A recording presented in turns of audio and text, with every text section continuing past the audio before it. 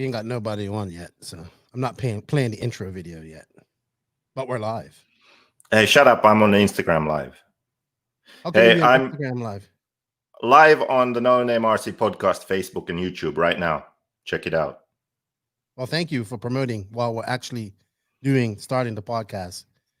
You know, just typical JQ. Glad It's I'm funny. grabbing. Check it out. I look drunk in this video, but I haven't even drank anything yet. Yeah, well, you know what? We got 11 people. We're gonna do our intro. Wait. Let me post this. Let's see if it affects anything. Oh my gosh. Hi, everybody. Share this, everybody. We're gonna do our intro here in a minute. And Joseph's posting up to Instagram, so we'll let him do that, and we'll come back to that. I'm just saying. Then I went to the Dominican Republic. I met this one-armed gimp, who can't drive his car to save his life. You know what? I gave him an opportunity. We tried to figure out what he's good at. Listen. Yeah, exactly. We tried to figure out what he's good at. Like, okay, try and sell some cars. Like, try building a team. Try going to the races. Can you put a tent up? You've only got one arm. You pay E-Clip to fucking load some buckets with dirt. What are you good at? Then we figure out. We find the golden nugget. He can talk. The man can talk. We start a podcast. People love the podcast. Lefty the Great. We found his niche within a niche. He's a great podcaster. I fucking helped him do that. Hey guys, Jared Tebow here. Hey guys, this is Camden Lime. This is Mike Craddock. Cole Logden. This is Elliot Boots. This is Lee Martin. This is Ryan Mayfield. This is Luca Jonas from Taiwan. This is Richard Saxton. This is the Mini Viking Telecomsi. Hola, soy Robert Valle. This is Mark Johnston from rcparts.co.nz. Qualifying's finished at Nationals 10. I'm 8 beers deep. This is Ryan Lutz. What's up, guys? I'm Maxwell Hodges. Hey, this is Steve Mattis from Pulp MX. Hey, this is Jason Wygant from NBC Sports Motocross. I have an Axle Yeti. It's broken. I fix it. It breaks. I'm not using it. Hello, I'm Armin Asiasikonis, riding motocross for Ice One Racing. Hey everybody, this is Tim Smith from the TSR Speed Shop. Nitro is the Glory, right, Keenan? This is Tyler Jones. This is the ridiculous one, Jay Smoker, and you're listening to the No Name RC podcast. Ridiculous! Woo! This is the Viking David Ronafalk, and I would like to congratulate the No Name RC podcast for episode number 100. Nitro is the glory, and Manchester is red. Nitro is the glory.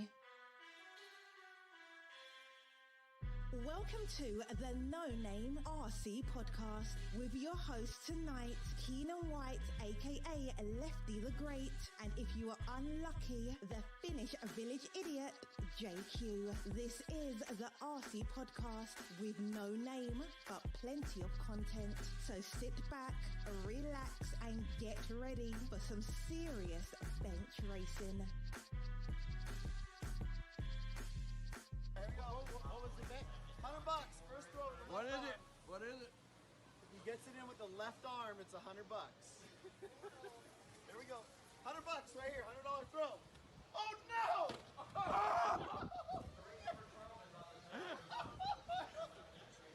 Wait, what was the bet? Wow. Dude, that was amazing. What's your left arm fine? Yeah, what's up? Yes, indeed. Nitro is the glory, but E-Buggy pays the bills. What's going on, everybody? Welcome to episode number 100, CN 100 of the No Name RC podcast. I am your host, Keenan White, aka Lefty the Great, and joining me to my left, I guess he's to my left today, is the village idiot himself and my co-host who's been a part of this from the beginning, Mr. JQ, aka Beaker, and Captain Asso. What's going on, Joseph? How are you? Well, I mean, that's 99 more than I thought you'd do. Oh my gosh. This is, you know what? Before we go in and you get to swing off my nuts a little bit and tell me how good it was, because you never thought it was going to happen. Before we get to that, we have to say a little bit of thanks to everybody. First, man, we have to shout out to all of the NNRC squad around the world, because none of this could have been done without you guys. Like, seriously, looking back on how this started, insane. We're going to talk about that. But thank you to the No Name RC podcast listeners around the world who support us, share this stuff, and 41 people that are live watching us right now. It's pretty incredible. So I appreciate that. Let's make it 100 today. So let's share this, guys. Thank you to everybody that supported us for the last 2 years. Not 2 years yet, but almost. But first live one we've done, right? No, we did one with like video, this. Yeah, but we did the call-ins. But this is our first live one that we're gonna do, and hopefully they don't mess it up. Also, shout out to the patrons on Patreon. Those guys, man, they go the extra mile. They've been paying into Patreon for about a year now, and those guys are helping us get new equipment. Hopefully, I'm getting some new cameras and microphones here, and we're gonna do some more video as well. And hopefully, we can get some extra money coming in to travel to some races in 21. So, thank you to all the patrons on Patreon. We have a giveaway for you guys as well, and thank you for your support. Can't do without you guys. And a big shout out to all the sponsors and companies that have been supporting the podcast. Some of them have been around since the inception. A big shout out to RCMX Online, Techno RC, Beach RC has been here forever. Thank you to Brent. I really appreciate his support. We're gonna probably call him up later on today. Rob's Oil, Papa Willie's Traction Tonic, Manscaped.com, Sun City RC. Who else do we have? I always forget all of this stuff. I have it written down. JQ Threads, JQ Racing, Wally Builds. Can't forget Wally. Don't forget Rob's Oil. Don't forget Manscaped, man. You guys got to get some more. You guys got to get into Manscaped and get your lawnmower 3.0s. Remember, all of this stuff is in the written descriptions. You can save some money as well. So showing our sponsors some love, shows the podcast some love. Big shout out to Connor Ahlers from Duluth Cranes for his support. I appreciate that. And yeah, thank you, everybody. Sun City RC too. US Open this week. Brent has Masters of Dirt this week, which looks like it's going to be a badass 10 scale race. Joseph, what's up? Everybody likes your lighting, Joseph. Connie's in there. House of RC. What's up, Connie? Yeah, man. What's up, Josh Garbett? Shout out to Josh Garbett of SRS as well. Blue Ridge Nationals coming up here shortly. Thank you, everybody who's congratulating us on 100 issues, 100 episodes, Joseph. Wow, crazy. Wrong one. Sorry. Okay. All right. Thank you, everybody. Man, the comments are coming in hard and heavy. What's up? We got everybody. Rowan Barbarian, RC Kevin, Adam Camacho, Jeff Werner, Coach Mike Walker. What's up, Walker? How you guys doing? Right, RC, Stephen Beaker, Phil. What's up? Just gotta say, G-Spec, Pete Phillips, Vin Manchada, Gabriella. I know. What's up, everybody? Hey, everybody, share this, and please, if you're a part of the Facebook group, please go over and sub to the No Name RC podcast. We ain't taking calls yet, Barry. We will in a minute. I still want to get you on the podcast. Oh, shut up, Joseph. How can you go in there and type on my stuff? Not a violin, damn it. I forgot you got control. You're all being all director. I have control over this. I know that's good. You can do something because I can't talk and do the same two things at once. So that's great. Joseph. So anyway, look, man, it's almost 2 years since we started this endeavor. 2 years. 2 years. And November 13th was the first time we released a podcast. Oh my God. I can't believe how much we fought to get that done. I can, because I know how it is working with you. First, yeah, it's no matter how small the task, whatever it is. Hey, Keenan, for the intro, how it looks all shit because all the pictures are different sizes. You was gonna say something. Why don't you just crop them to 16 by 19 so they fit the screen? Small thing, takes 5 minutes. This guy is. But you argue for 15 minutes. So first we have to have an argument, massive fight. 15 minutes later, then you do it for 5 minutes. But I didn't do it. That's the thing about it. Well, yeah, but most of the time you get these things done. Then I was not going through all those pictures and cropping them to 16:9. It's not all; it's a few. It was all most. But anyway, so it's the point. The point being, if you would just accept that you just do things instead of arguing about them and complaining and bitching and moaning, you would save a lot of time and energy. Hey, if you had to work for you, you would be the same way. Well, I do work for me. No, you work for yourself. If you had to work, if you was another person that had to work for yourself, for you would kill yourself. Simple as that. What's up, Maybe. SJ? Am I coming? I think your mic's you're too close to the mic, or you got your headphones up too high and it's like reverberating into my stuff. So oh yeah, turn your mics down a little bit. Come on, man. You got this all nice. Now everybody see Joseph's nice professional setup he's got. We've been honing that for like 2 weeks. I haven't spoke to Joseph as much as I did last week. In all week, he had me up to 11 o'clock at nights trying to figure out video and stuff like that. We've been busy. He's been busy, really. Okay, so what's the plan? Are we just going to sit here, or are we going to do something? No, we got a plan right here. Yes, Connie. Keenan says you need the same camera setup like JQ. Yes, he has a camera. I'm using my phone, so there's a difference. Can we get Scott in here or something? No, we ain't getting Scott in here. Well, okay, he's not here yet. He's just sitting there. So I don't know. But anyway, let's go. Let's start. You haven't given me. Oh, are you gonna wait till Scott comes in so you can rain some praise my way? There's no praise. Let's go into news or something. Let's go into news. Well, Scott. Well, here comes Scott. Let's add Scott to her because you was missing him. You was getting bored with me. What's up, Scottsworth? Good day. How you doing? Trying to get a hat, so yeah, man. The sun was beaming less right reflection. off your forehead. Not fucking brutal. Jeez. As usual, Keenan has no plan, zero plan. This is the 100th episode. You would expect that this would be like a masterpiece, you know? It would be a good podcast. You have a structure. You know, people don't get bored listening to it because we just ramble. Like, what are we doing? I do. I have it right in front of me. That wouldn't be Google a Keenan documents. podcast, though. That wouldn't be one of these podcasts. Right. It's all in Keenan's head, and sometimes it comes out, sometimes it just disappears. Oh, that's good to know that I have two people on my side. Yeah, we're here to support. Yeah, no, that's fine. Scott, what's up? 100 episodes. I want to kind of, Joseph doesn't want to give any praise whatsoever, but I just want to talk about before we get into. Wait. I have given you praise at least twice this year already. Twice. So he's not going to give me any praise for 100 episodes. Was twice more than it was last year, though. So are you increasing in the once praise? every 6 months? So twice a year. Yeah, so I'm pretty much done. On target. Quota is filled. Quota's filled. Could you push it to a third, though? You could. Maybe. Let's see how this goes. Yeah, once you tell us the plan, then maybe he'll be like, "Oh, that was a good plan, Keenan." Yeah. Well, you know what? We haven't talked since for a while, Joseph, on a podcast. We've been talking work-wise because we've been working on the video stuff. But when we last recorded, the last thing, RCGP came out the day that we recorded and dropped the podcast. So we couldn't really talk about it, except how bad you looked in red and how big your head looked. No, it was just the lens he used and how it was so close to my nose. So my nose looked even bigger than normal. Man, that's all. You look like Biz Marquee with some big fat neck. You know what I mean? You look like me walking around with a big fat neck, something like that. I was like, why didn't Joseph get a proper haircut either? Like no fade, no line. You just look at like this is your time to shine, and girls are gonna see you and be like, "Who's this big-headed?" No girls big are going nose? to see it.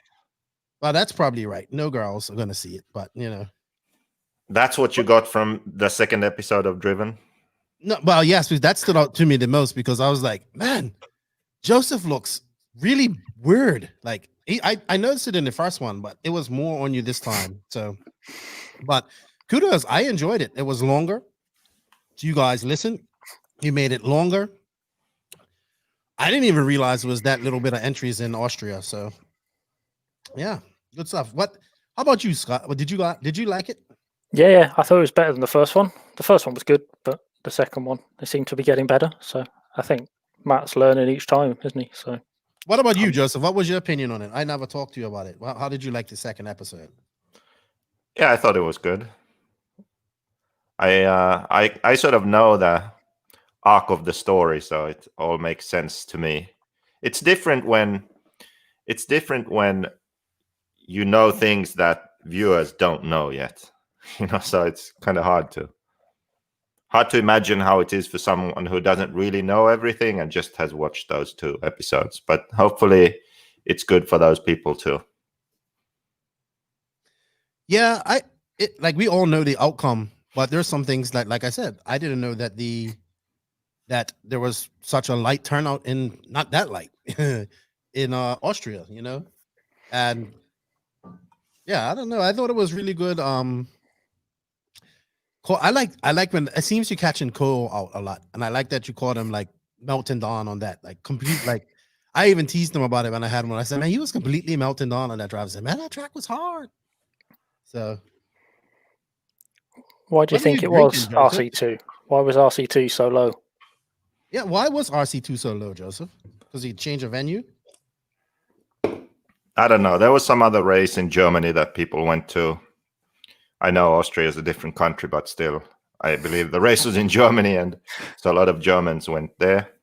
Maybe Austrians too. I don't know. First, it was still the second RCGP ever and the first in Europe, so it was still a new thing. People didn't know what to expect. Yeah, I know. Just still an odd track. And you was a star in this one, and somewhat, you know, you almost would have came third on the podium. So you're getting all emotional, slamming your hand on the driver's stand. What if you'd have broke your hand?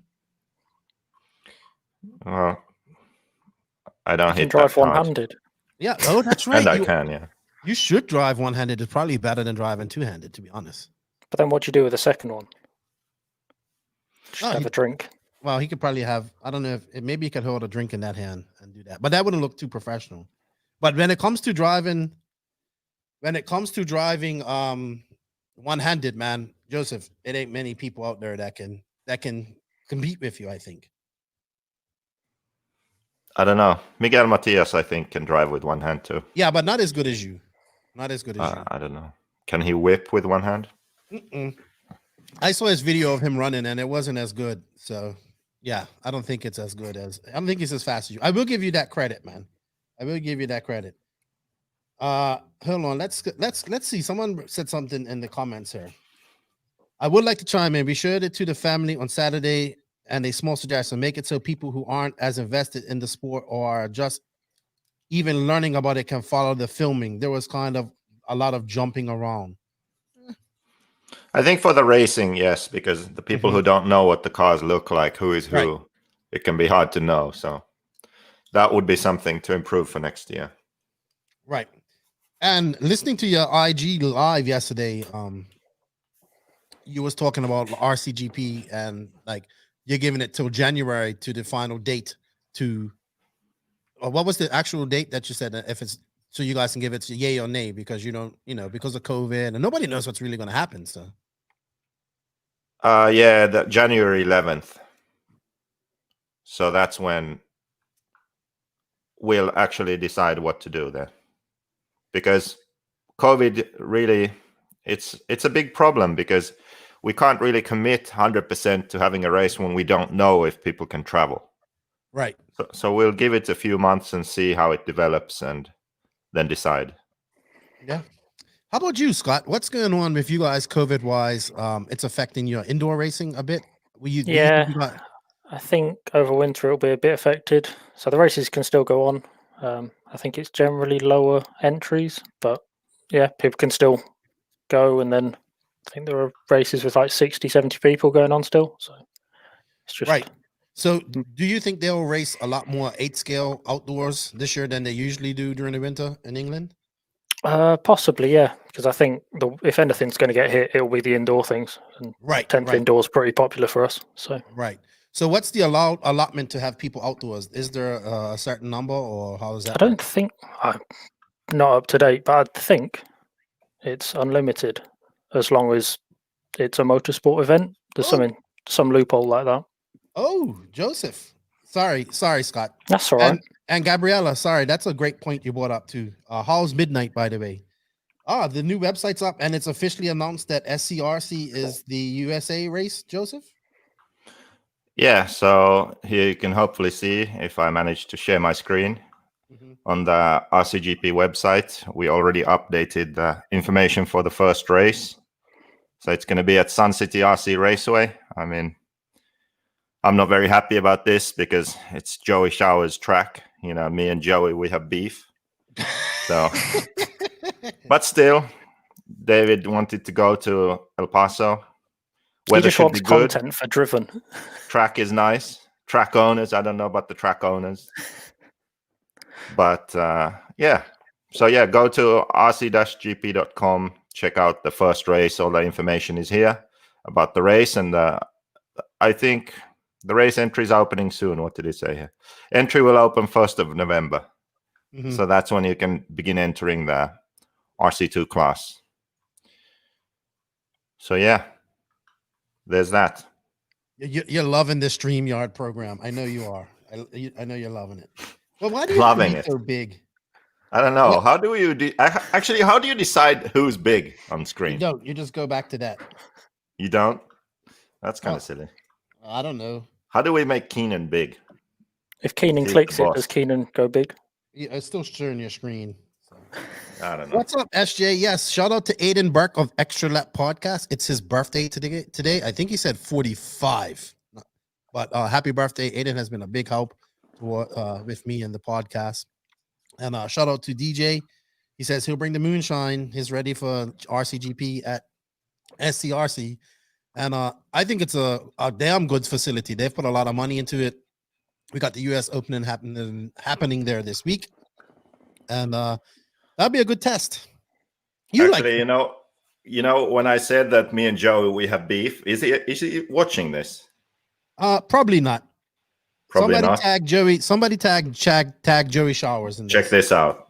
See, SCRC, that some guy at Thunder Alley was wearing the hat, so I asked him to take this picture.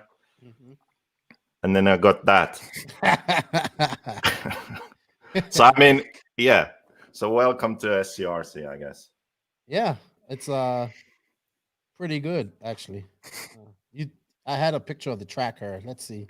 I have it right here. It looks pretty good.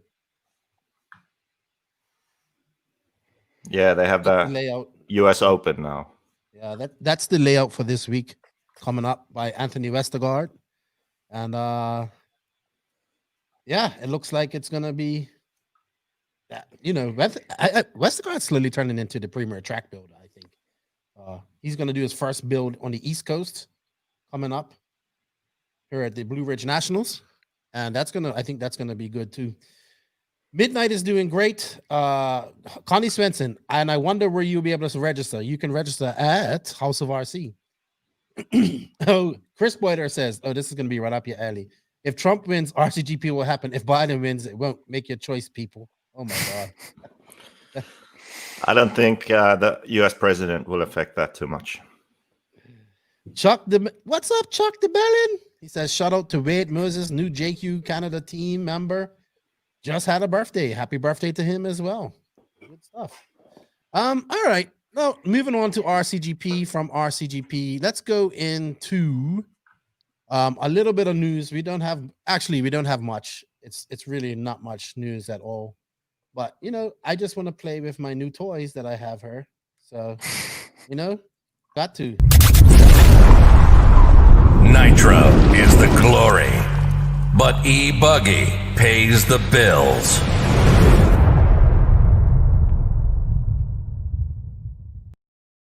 And the RC news is brought to you by manscaped.com. Don't forget to go to manscaped.com and get all of your manscaping needs,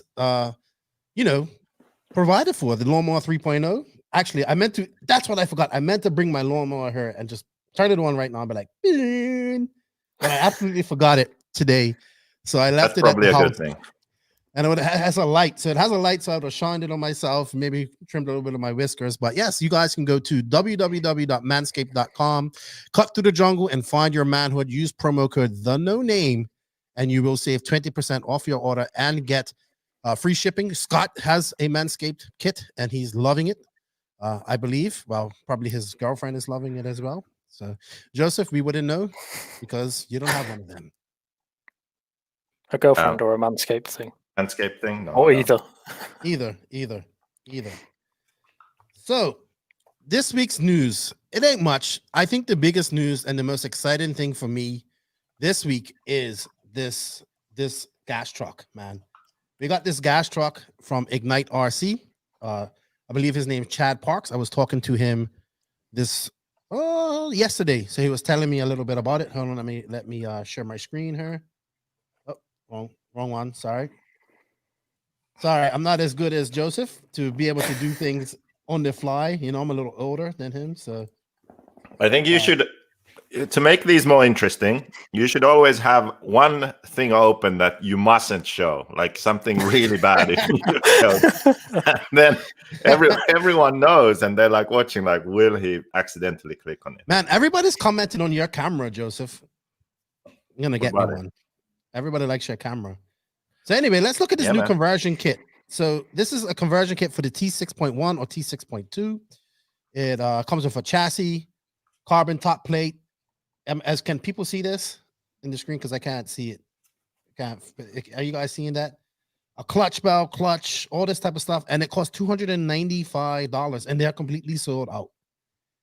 But this is the thing that's blowing up the internet right now, because the gas truck movement is for real, and people want to drive gas trucks. Let's read what he has to say. Anyone remember what they were doing in 1997? Bill Clinton and Monica Lewinsky, where Hansen had just come out with Mbop. Titanic was in the theaters, and I was beginning my love affair with RC racing. Like most people involved with nitro racing, my interest began with the 1/10 two-wheel drive nitro stadium truck. From the wet Friday night loom to the dry blown out tracks, I was completely infatuated of how much fun it was to wheel a gas truck, the drifting, wheelies, bumps, and even the battle of attrition. I loved it all. Ignite Design RC was created to introduce a new class to another generation and to take the oldies back to their glory days. Please join us in reigniting the old flame of fun and community in our hobby. We look forward to playing a part in resurrecting the greatest class and carrying it into 2020. Chad Parks, I totally agree. I say we don't need more classes in RC, but I definitely think we need this class back. It's what makes it so good. It was very much before my time. I've never raced it. They look cool, but what makes it so good? Joseph, have you driven one? They are extremely hard. Yeah, I've driven. I've never raced it. They're extremely hard to drive. You have to be really smooth. It teaches you how to be really smooth on the throttle. And they used to race them on rough, blown out tracks with big pins, so you have to be even smoother. Was that when jumps were smaller? So are they going to race on 8 scale tracks? I think they can still race on 8 scale track. This one, I think, can handle not maybe a big giant 8 scale track, but definitely. I saw a video of Tebow driving around an 8 scale track. That looked cool. This was one of these. Yep. And he was doing all right. And I thought he just to him it was like muscle memory right away. Oh, I picked this up and I just drove and boom, it was gone. Well, that was the problem, because the tracks back then weren't like now. And then when tracks started becoming bigger, like the DNC in Arizona and those tracks, then the trend became to make bigger tracks, bigger jumps, and then the gas trucks couldn't really handle them anymore. So they aren't really suited for the kind of 8 scale tracks we have now. But they've raced them at Silver State, at Boulder, when it's completely blown out. It wasn't fun, but they done it. No, but I'm saying that for a gas truck to really be in its element, like for it really to be fun, it needs to be a smaller track and smaller jumps and more like a 10 scale track. I think it could be good in like some of these indoor tracks like Indy or the smaller 8 scale tracks as well. And it can run on 10 scale tracks. But I think it's just a good gateway into nitro. Like it doesn't cost a lot of money. Well, it didn't. It probably does now, $295 for just a conversion kit. But I mean, the parts for that truck aren't expensive. You know, you can get shocks and all that type of stuff. It was just, it's just difficult. And it was nothing better than when you would be down that straightaway and you just like hit the throttle and you're pulling a wheelie halfway down that straightaway. I just thought it was the coolest thing. So, do you reckon other manufacturers will do it, considering how quickly this sold out? No, I think these conversions will be, if this conversion can make it competitive. There's been other conversions too, don't get me wrong, of T5M, but this looks pretty polished and pretty easy to set up. So I think it looks like you can just put 2 clips on it, like, I think, or whatever. I suppose that's how eBuggy started, and now that exploded. And then I think the issue would be that people have the older trucks, like me. I have 5 of them and don't want to race them. But this I would, because I could get parts for it. You know what I mean? So, yeah, that's about all the news that I have. There is not much news going on. There was no racing going on. Like I said, we do have the Masters of Dirt at Brent's place this week. Okay, yeah, they have a higher level than me. That's probably better. Masters of Dirt at Beach RC, US Open at SCRC. And that's about it. And then we have AMS coming up, and I think that's going to be the big race. What is picture of property? Your picture that you can have on your computer that you mustn't click. You know what I was saying that? But you have one picture on your computer that you could share, but you really shouldn't. Oh, yeah. That would be great. Just to keep you in check. No, I probably share it by mistake for sure. Well, yeah. All right. Well, you know what? I think we should go into the RC thought of the day. I think Scott would be good with this today too. Did you guys look at my RC thought of the day? Was it in your mega plan? Yes. It's like on page 10. Page 10. This is the whole problem. You mean the one that starts with the beginning? No. I didn't write the beginning. You ruined a one-page document, made it 10 pages. Can I delete these images now? No, because I need them to. I need to ask the questions. But the RC thought of the day is brought to you by Sun City RC Raceway, home of El Paso's world famous true old school motocross inspired 8-scale off-road track. From handicap accessibility and covered pits to drop gate starts, this world-class facility has everything needed to give you the professional feeling, the amazing country views to match. SCRC has 4 acres of parking with plenty of room for RVs, trailers, and the racing can carry on into the night with a well-lit track and pit area. SCRC is privately owned and run by the Showers family, who have been in the RC scene for 20 plus years. They also own all their own equipment so they can make frequent track changes to keep the racers entertained. They even hire professional track builders and race directors for their big races. US Open this weekend. Please go give them a follow on Facebook under Sun City RC Raceway to keep up with all the latest racing and upcoming events. And if you're in the El Paso area, stop by and give the Showers family a visit. I'm sure they'll make you feel at home. And ask them how they like JQ. Well, ask Joey how he likes JQ. But they bring you the RC thought of the day. Joseph, I bought that voice out just for you. I know you love it so much. All right, I actually had 2 thoughts of the day. But this is my thought of the day, and it's going to piss some people off. Hot laps don't mean shit. It's just a placebo to make you feel better. That's a fact, isn't it? No, I disagree. No, let me explain why I say this. If you are second or third, or even top 5, and you're not a lap down, or you're like within a couple of seconds, then yes, okay, hot lap. But if you're in fucking 12th, 5 laps down, nobody cares about your hot lap. It's just to make you feel better. It's like Truggy. Oh, I was in the A main in Truggy. Okay, well, where was you in Nitro Buggy? Oh, I was in the C main. I bumped from the D. Well, you need to practice more if you're buggy than you do if you're Truggy. So I think hot laps is a placebo, man. Well, I view it a bit differently. I think that if you're capable of doing a hot lap, like matching the best or having the fastest lap against stiff competition, if you can do it one time, that means that you can potentially do it more than just the one time. So you have potential. But if you can't even do it for a single lap, then you're just too slow. You do that too. You go and look at your hot lap, and that gets you excited. Yeah, because of what I just explained. If my lap, if my perfect lap is like a second off the pace, then I'm just hopelessly slow. What can I do? But if I can match the best lap, if my best lap is right there with the best, then I know, like, wow, I'm actually close. I need to just work on my but what about your other laps that are like 3 seconds off the first lap. Like, if you done 10 and you just focus on are your you one. fucking listening to what I'm saying? That's what I'm saying. Like, if my absolutely best lap is still far off, I'm way too slow.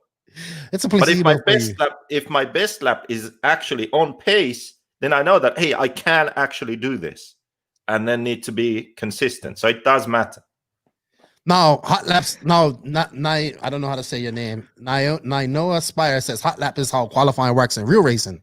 Now, then it means something, but I'm talking about in an actual final or something, or after qualifying, and people's like, "Oh, yeah, I finished 12th, 8 laps down. I got my hot lap. I got that at,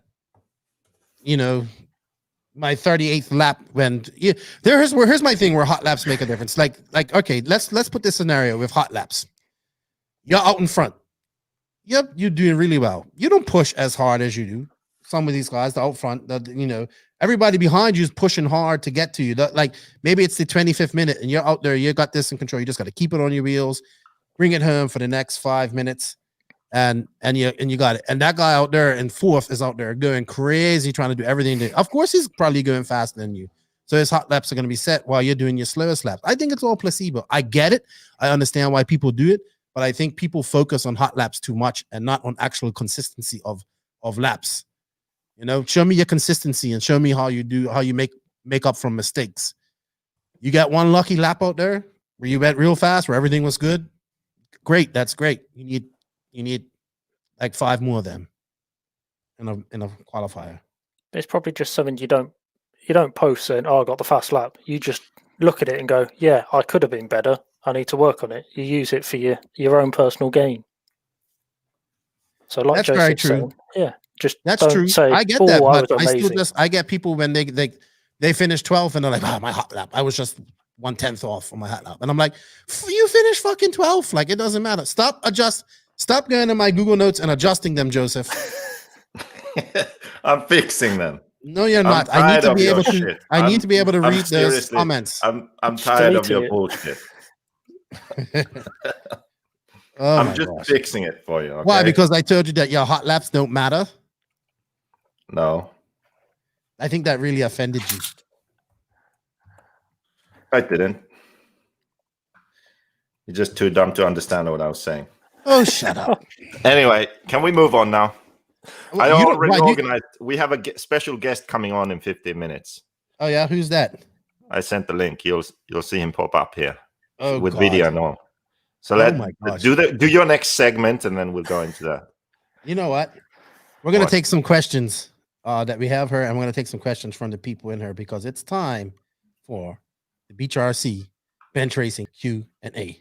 BeachRC.com, the racers' one-stop online hobby shop. Choose from all the popular brands and variety in stock with super fast shipping and great customer service. BeachRC.com still has the local hobby shop feel with all the benefits of the internet. BeachRC.com is the exclusive distributor for Ultimate Racing, JQ Racing, Pro Circuit Racing Tires, Nitro Lux Fuels, and Assault RC Performance products. So fill up your cart and check out at BeachRC.com today. Yes, thank you, Beach RC, a true brick and mortar hobby shop doing it from all 3 points. They have a great online shop, a great track where they're having masses of dirt right now. It's crazy right now. I might call Brent later on, but thank you to Beach RC. They also gave us some cool Assault RC tool stands to give away, which I'll find her in a minute and I'll put it up on the picture of her. But yeah, thank you to Beach RC. We do have some questions that we put in last couple of weeks ago that we didn't really get to. So we're going to take these questions as well as some of the viewer questions. And we got to figure out how we're going to give away this tool. Where is this live? Is this live on Facebook and YouTube? It's live on the No Name RC Podcast Facebook and YouTube channel. Please go to the YouTube channel. We need subs.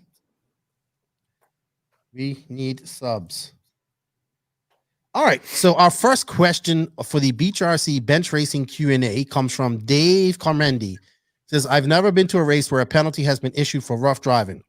Why do you think that is? Too hard for one set of eyes to police. Too much drama if someone is missed or misunderstood.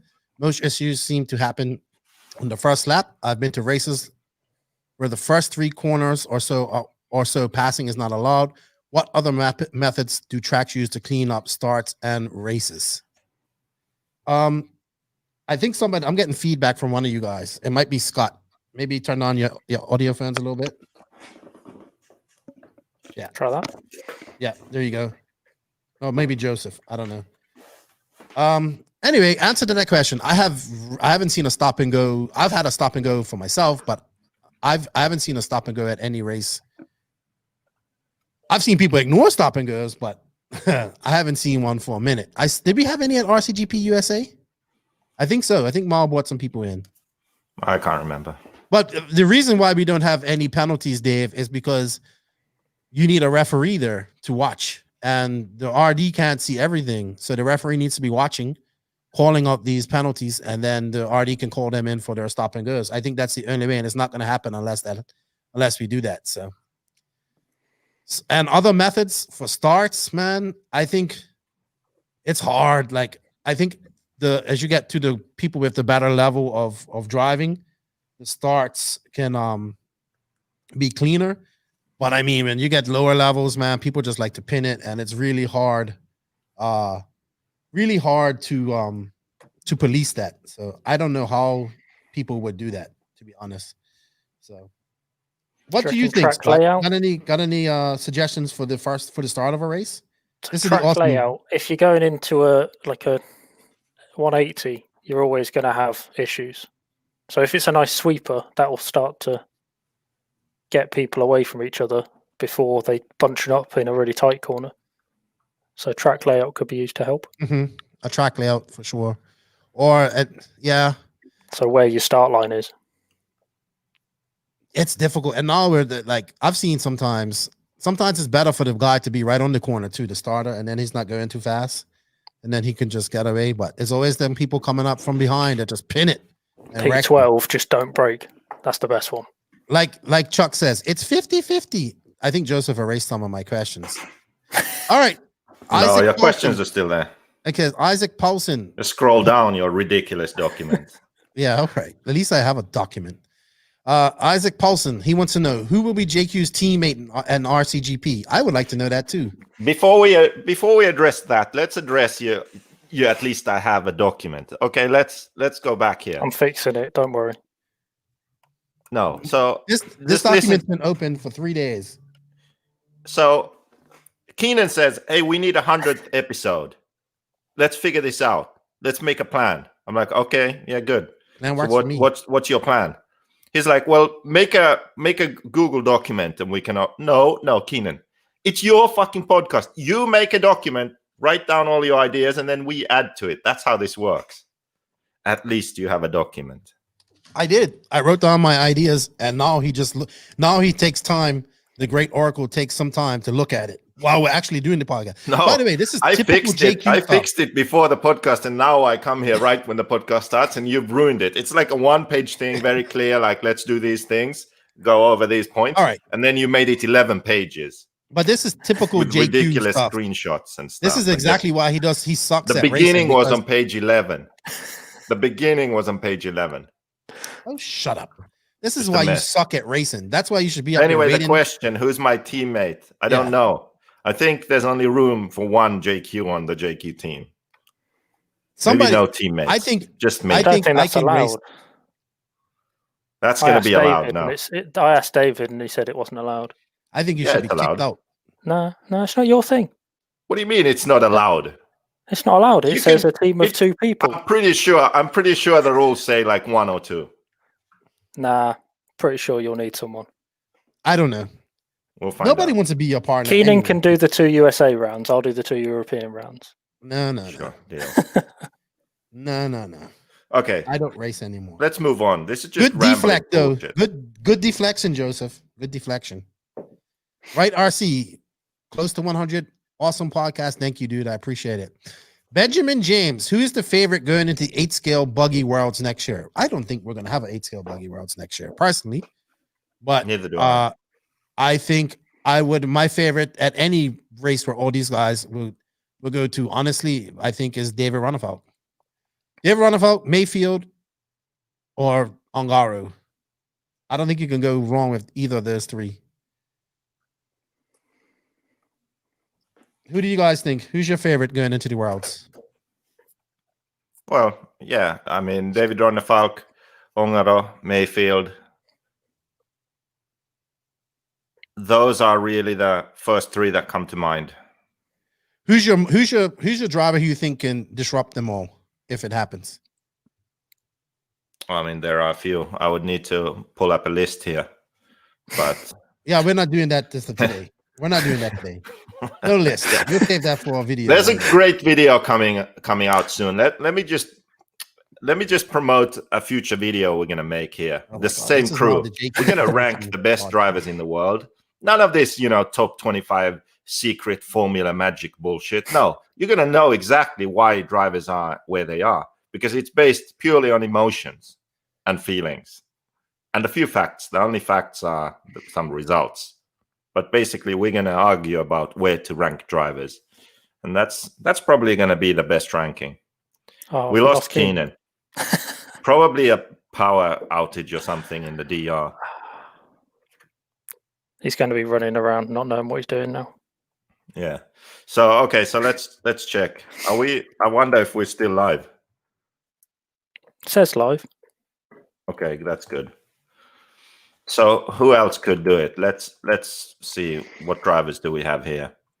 I mean, I wouldn't be surprised. Tessman, of course. Yeah.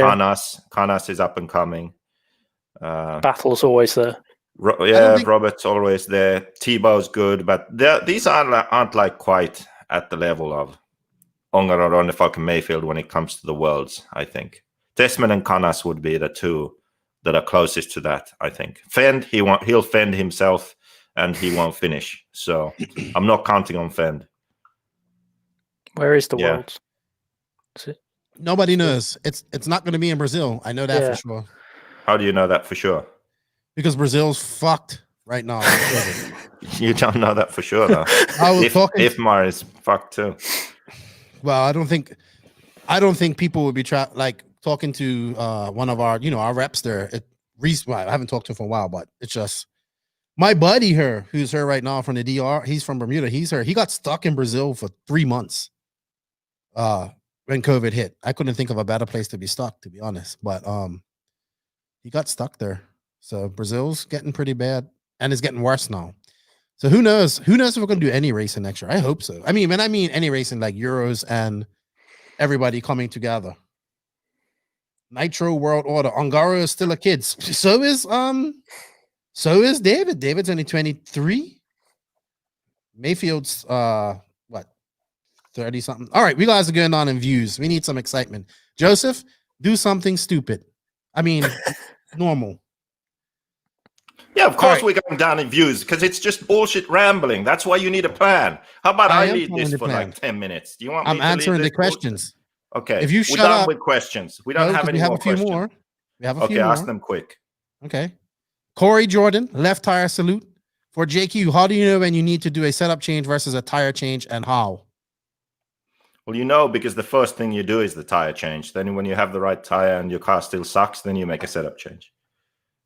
Yeah, but how would you know what to change after the tires?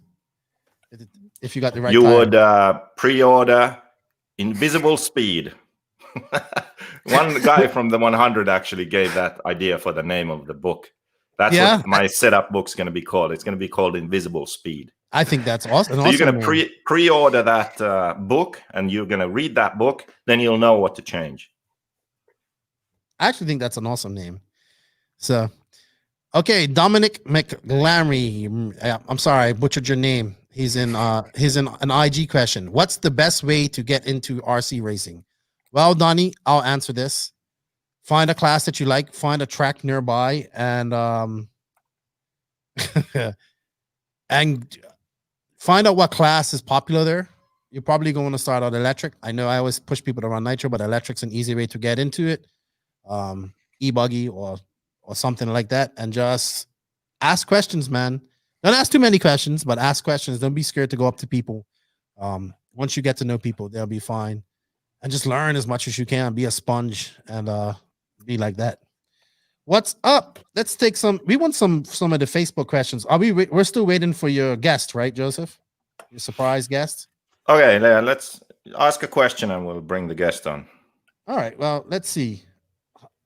Eduardo Rossi says, "What's up, Left?" I was thinking of Eduardo today when I posted that picture up of his stuff that he got. Hi, Lefty. He wants to know when the book is coming out, Joseph. What's up, Sean Russin? Next month, hopefully. Oh, Tim Barf. JQ is actually a pretty smart dude. Fuck, don't let his head blow up. And the Where was that comment? Let's bring that on screen. Tim Barf. Yeah, see? I like the look of that comment. Of course, JQ is actually a pretty smart dude. Someone gives you a compliment, of course. And the black edition is really good. All right, cool. We actually have one format question. I forgot. I just saw it. It was on page 12. You'll like this because it's format. God. Kyle Neary, do you think how they score a double A mains is the correct way to score a race where you can drop your worst race?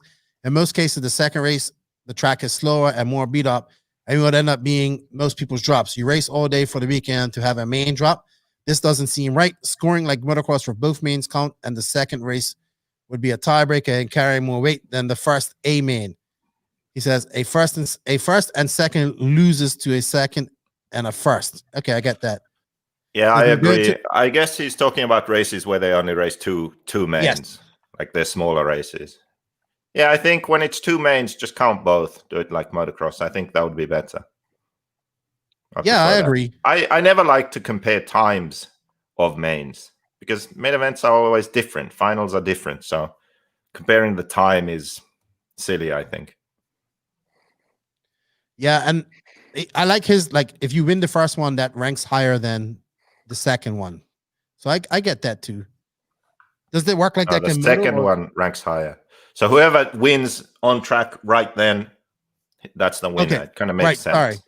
Right. He says a first and second loses to a second and first. So he ranks the second. Yeah, that makes sense. Sorry.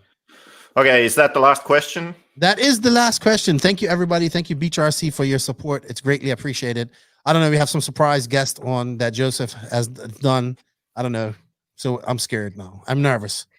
There's no reason to be nervous. Thank you, Beach RC. Thank you, everybody, to send in the questions. And do I have time to pay some bills, Joseph? No. Screw your bills. So while we wait, let's go start the next segment, which I can see from your document here because I reorganized this. So I actually know what's next. It's not reorganized on my side, though. We have to look back a bit now. The whole point of this is that we are doing our first live podcast with video. Yes, that's cool. But we've been doing this for a while now. 100 episodes. That's crazy. So a lot has happened. So let's look back and think of some of our favorite moments. So for me personally, let's start with something easy, like the best guest you've had on. And I think the best guest you've had was Stephen Bess. But unfortunately, he was such a good guest that...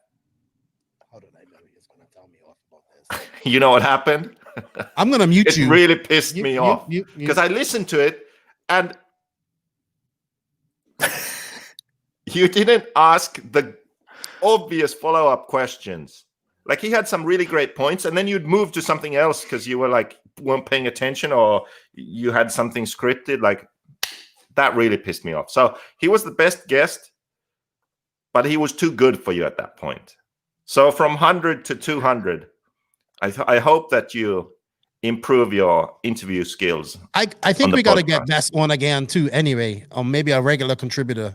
I think he enjoyed it as well, and he actually said the complete opposite that you just said to me. So well, he was just kissing your ass. He's an American. You know how Americans are.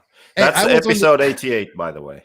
I was at the beach trying to chill, and this guy messaging me, "You effing idiot." I was like, oh man, he just started a spiral that day that I would have killed him if he would have been there. Okay, my favorite guest so far, and this was a surprise, and it's hard to pick because I've had some good ones, was Jason Snyder, episode number 51, and it's also in the 3000 club. Really fast. I expected Snyder to be very nerdy. No offense, like that. Yeah, short course guy. But then as soon as I got to talk to him, I kind of figured out, okay, this guy is pretty savage in his own way, and he said things that I agree with, and end up being a great chat. And it's actually the second most downloaded podcast out there, and it was this year. So, well, was it this year or last year? 51. So I can't remember. That was my favorite one. Scott, I know you haven't listened to them all. So, I see who our guest is. I'd say my favorite was actually Jamie Booth, because I've known him for a while. He kind of got me into RC, and then I found out a lot more about him. So that was the first one you asked me to help with. So I did a bit of research and found a lot more about him, and thought it was really interesting because it was all before my time. So I like. What was you guys' favorite episode? Simon says Mike Craddock. You know, that was a good interview with Jamie Booth too. Another guy, he surprised me. He's a stud. I didn't realize he's such an RC stud, and it was good talking to him. But there's been so many good ones. I know my hardest one. Two of my hardest ones, though. All right. So what else, Joseph? We have favorite rant. Well, we have a guest now. So how about we bring the guest on? Well, we're gonna pay some bills first before we do. Is our guest ready? Yeah, he looks ready. Yeah, but we're gonna pay some bills first. No, we don't. We are not gonna pay bills. You can't leave a guest waiting when pay some bills. We have a guest here. It's the Viking. Hey, what's going on? See, I had planned for you to come on, but a little later. Actually, around this time, so it's perfect. Joseph, yeah, but you don't answer my messages, so. Well, I can't send you messages because I don't have a phone. I mean, I don't have a phone. It's actually my camera right now. I see. What's up? I sent the messages to Joseph. So hey, it's the fucking Viking. Fuck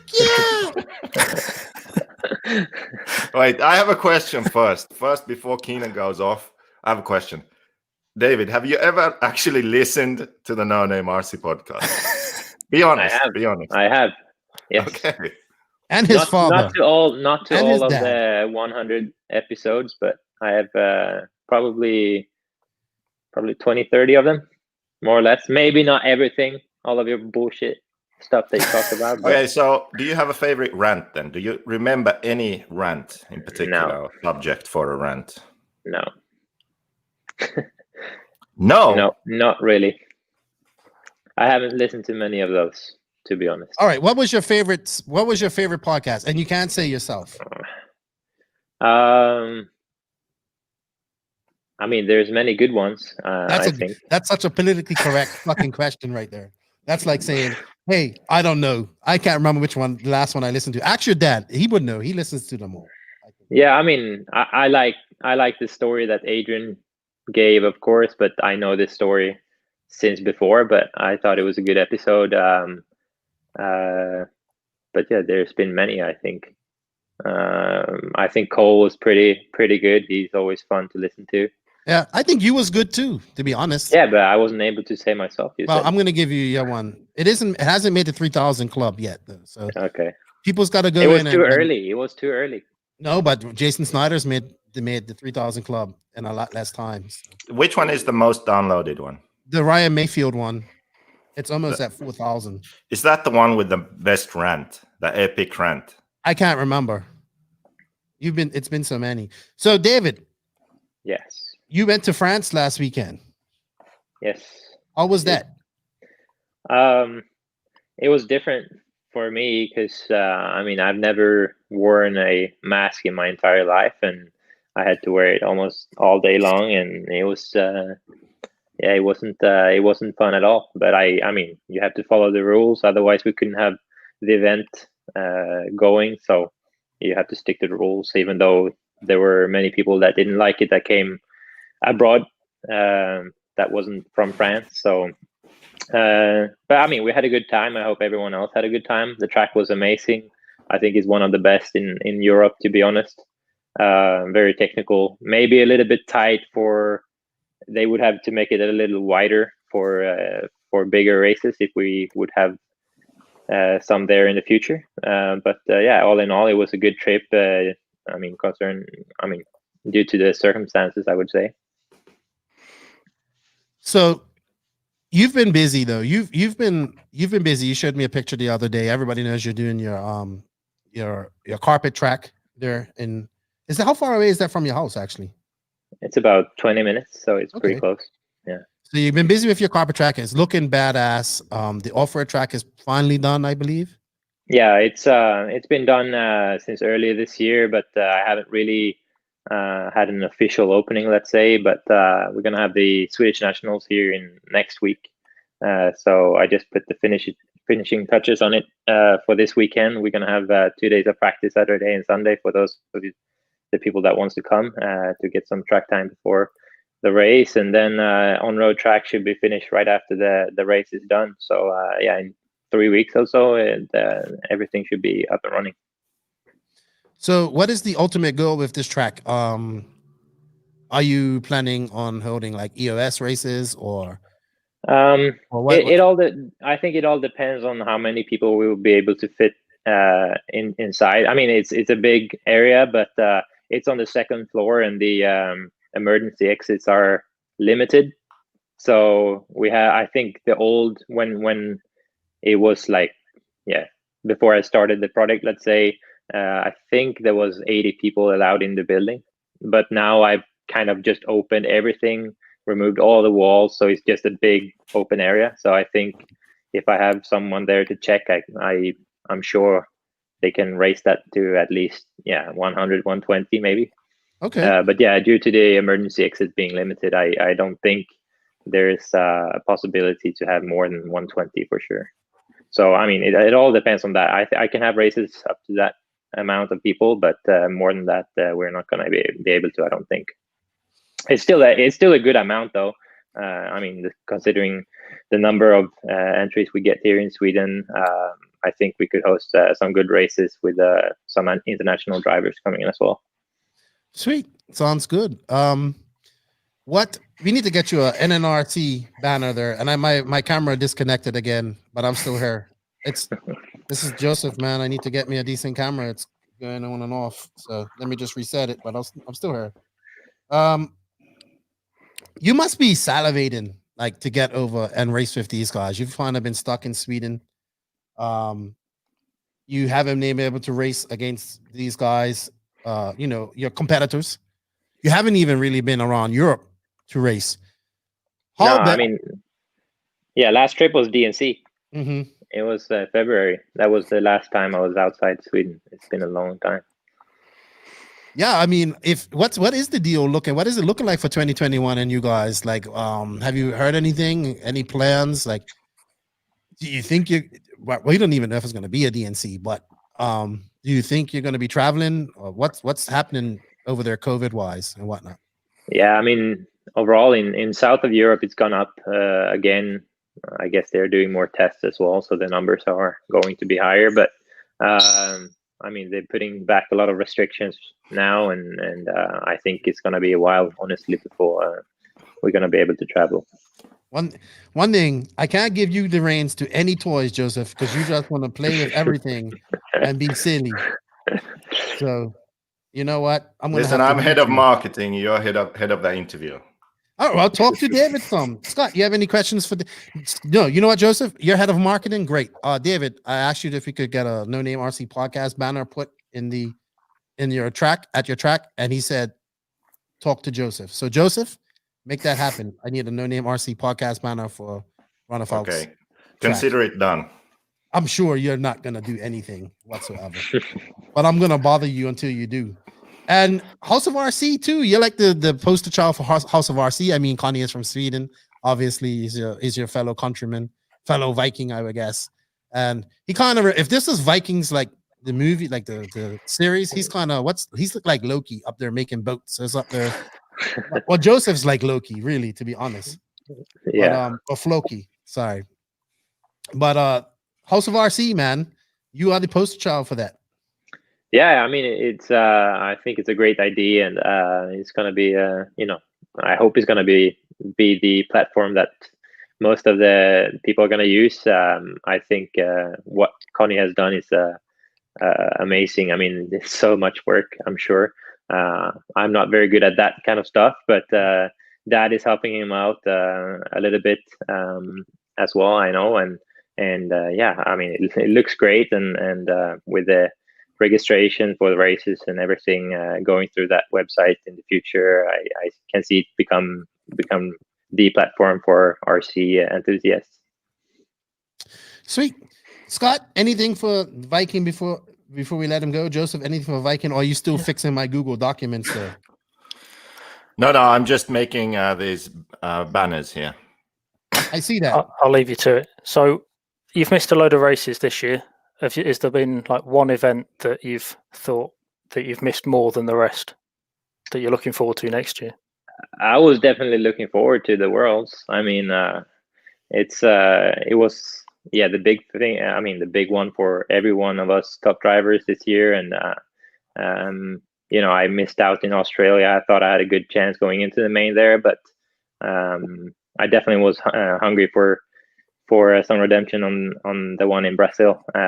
So yeah, hopefully, I haven't heard anything about what's gonna happen in 2021 if they're gonna have the race then, depending on what's going on with the COVID situation. But it's definitely the Worlds. I mean, it would be a long, nasty travel, I think, to Brazil, but I'm sure it would have been awesome to be there and be racing against the best in the world.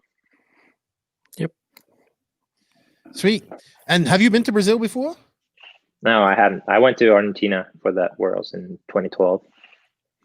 So we had you ranked, I think, unanimously as probably the number one, the top contender going if there's a Worlds next year, because we had this question going on asked. I have you as my top contender. I think Joseph. I remember what Scott's picks were, but it was same three. Yeah, we kind of picked the same three. It's you, Mayfield, Ongaro. I know Tebow is number one right now, but I still think you're number one because that's not the official ranking. That's a magic math. Right, that's right. Well, we haven't let our rankings go yet, but yeah, I'm just saying I still think you are the official number one driver in the world because you won at DNC the last time everybody met. So I don't know, man. I just I think we're just being so starved of seeing you. Like after DNC, I was like, man, he's in berserker mode. He's just gonna go out and he's gonna like invade everybody and just fucking rape and pillage, not in a good way. Rape and pillage. Good. You know what I mean? In a good Viking way. Invade, rape, and pillage in a good way. In a Viking way, like not there's no actual raping and pillaging, but in a way that he would like demolish your competition like you did at DNC. And then shit, we can't even get like, oh man, we've been so deprived of watching epic battles between you and all these other, and not just you, but all these other guys this year. And I mean, it felt shit not being able to race at all this year, honestly, because also I came from I had some good momentum going. I had a great showing at the RCGP in the US. Even though I had a receiver failure there towards the end, I think I put on a pretty good show and I showed people what I'm able to do again. And Montpellier, I was right there. Unfortunately, we had rain in semi. In the end, I came from 14th on the grid to finish second behind Canas.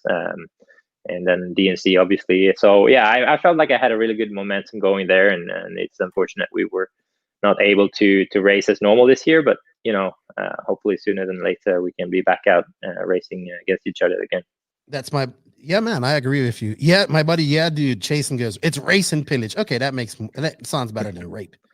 But most definitely. Kyle Neary, that's Cole Ogden's videographer.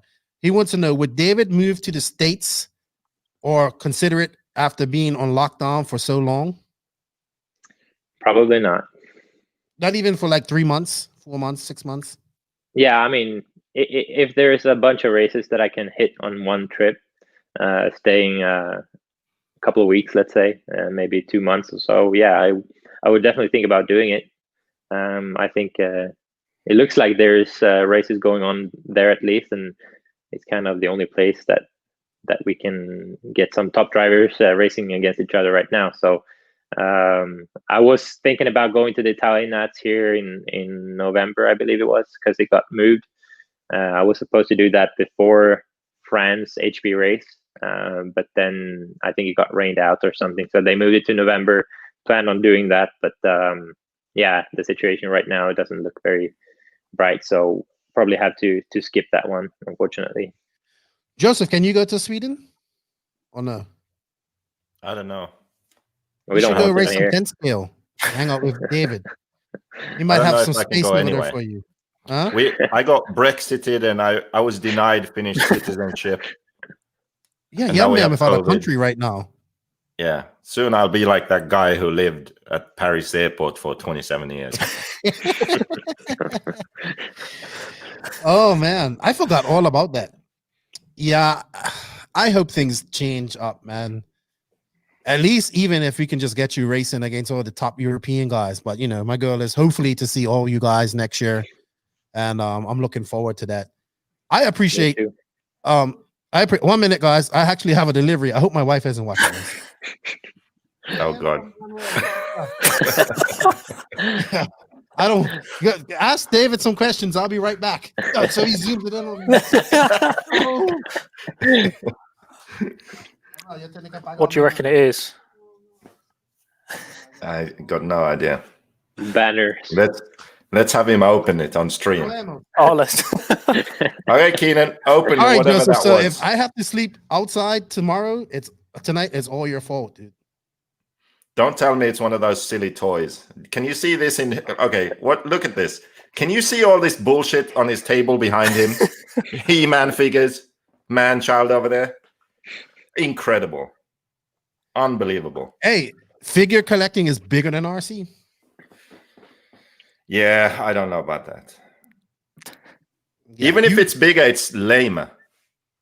No, it's okay. It's fine. Just because you didn't have toys when you was a kid, like, you know, that's all right. You had a violin. We don't talk about that. Oh yeah, no. I should have posted. I should have put that picture up. I can find it. Yeah, I can find it. No need to find it. Okay, so do you still want to have David on here, or are you I know. done? I think I just wanted to say I wanted to tell him thank you. I know he's been always supported the podcast, even running our decals. Hopefully we can get some more to you and a banner, right, Joseph? And oh look, Pierre wants to say open the package right now. He says open up the package right now. I don't want to open it because Joseph's going to tease me. It's like the picture that I said that you should have that you shouldn't click on to share the screen. This is the same thing. You don't know which package this is, so you can't open it. David, I want to thank you for you supporting the podcast and your father. We're going to get you a banner and some stickers, and I look forward to seeing you racing again, man, and doing some more content. I would like to see this. I know it's been hard because there ain't much going on, but I'm looking forward to some cool content from you. Yeah. So, once I'm done with the indoor facility, I have more time. Hey, what's your gonna do more YouTube videos?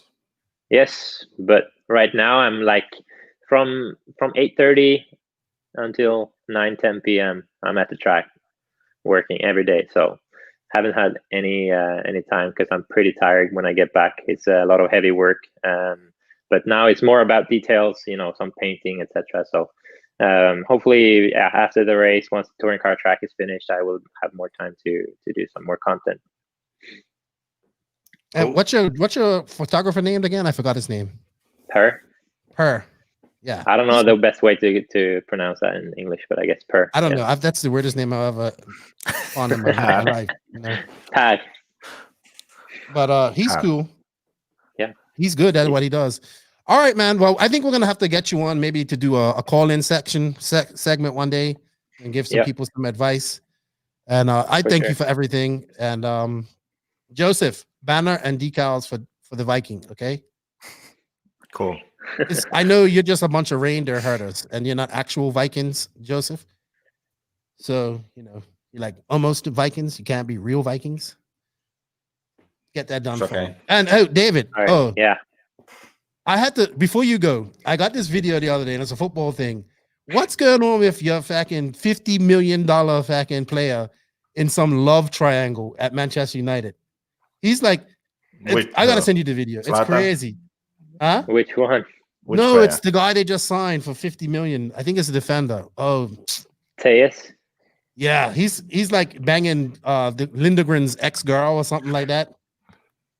Lindegren, you mean Lindelof? Yeah. Yeah, I don't know. I haven't Nah, read money- that. And Manchester only is really people who going- collect toys care about this kind of stuff. Manchester Yeah. Manchester United is really going downhill fast, man. Ever since cities came around and became, the number one. Yeah, they and just City beat became Paris blue, Saint-Germain. Yeah. United became blue. City became fuck. Manchester became blue. Manchester is always red anyway. Never. You need to go to Nisho School. Thank you for your time. I appreciate it, All man. right. You have a good evening, and I look Okay. forward to seeing the race you have. So, thank All right. you. Let's keep in touch. Bye. Bye bye. Oh, Joseph, that really wasn't a surprise because I had planned for him to be here, but it was pretty cool. Do you have any more surprises to come up? I'm trying to call. Brent said we can call him, Not right now. And Jeff is waiting. Are we going to rant with Jeff today? We're definitely ranting with Jeff. I updated right. the document. You can check that. All right, so that's going to be the last thing, though, because after that we'll be done. Yes. I'll send him a link. I wanted to call Brent. Hey, send Brent a link, Joseph. You're the producer. Okay, while I send Brent a link, let's think about something here. So we, forget about, no one can remember what the best things were in the past, right? Mm-hmm. Let's think about the future. Because let's face it, you remember how this started? Yes, let's talk about that. 6 months of arguing. Like I said, even small things take 15 minutes arguing. Remember our first podcast? So this was a big thing, a massive thing that he wanted to do. He would be good at it. But it basically was 6 months of fighting, and you quit like, I don't know how many times you quit completely. Like you quit everything, not just the idea of making a podcast. You actually quit working at JQ Racing. Yeah, well, that's the level of arguing we had to deal with just to get to the point where we decided that you would do this. Then we had to research all the equipment, get the equipment, and we made a mistake with start that. doing it. Remember our first podcast we recorded in that Motel 6 in Texas? Yeah, the first podcast was never released. Yeah, because we were just sitting there like idiots and we didn't have a clue what we was doing. And then we released, I think it was me, you, and Greg did a podcast, the first one ever when I got home. Oh, that I look back and I was listening to the first episode and I just cringe at the quality of it. It's just I couldn't believe we did that, but we did it. Anyway, so it's come a long way. So now the question is, what's going to happen from 100 to 200? Keenan, where do you see this going? Like, what's the goal? Are you going to be Joe Rogan? Are you moving to Texas and living in a lava cave? Is he? I haven't been catch. Is he really? What is he doing in Texas? Yeah, he moved, and it's like in a red room. Oh, I'll tell you what, man. First off, I don't know. I can't. It's hard to believe that we even made it to 100 episodes. I'll be honest. The last 20 have been difficult. It's been difficult making content during COVID because there's not much going on. So that's been really hard. The racing is what gets me excited, gets my blood flowing. I'll enjoy that part of it. And with no real racing, we only had a few. It's not much to talk about. But we've managed. It's been a lot of fighting between you and I to do that too. Because you disengaged. Luckily, Scott's come in. He's not too engaging today. He's just sitting there looking. It's all right. You guys just carry on. He's looking pretty. But we've had other people come in and engage with us, like Adam, stuff like that. And we're trying to work out some more co-hosts to come on with us, I think. So for me, so what's in the future, Keenan? Next year, I want to go to races, and we're working on that. You and I, you learn how to use OBS. Where you're going to teach me how to use it, and I really want to do. Well, the plan is next year. Hopefully, if DNC happens, DNC will be the first one.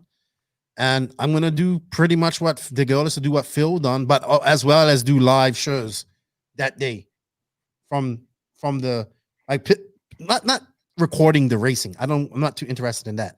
I don't care about that. I would like to go out there and maybe video some like what Phil used to do. A practice 1 minute of such and such racer, 1 minute of next racer, 30 seconds of one racer, a lap. And then proper pit walks, getting the ambience of these races. Because I've been saying this for a long time.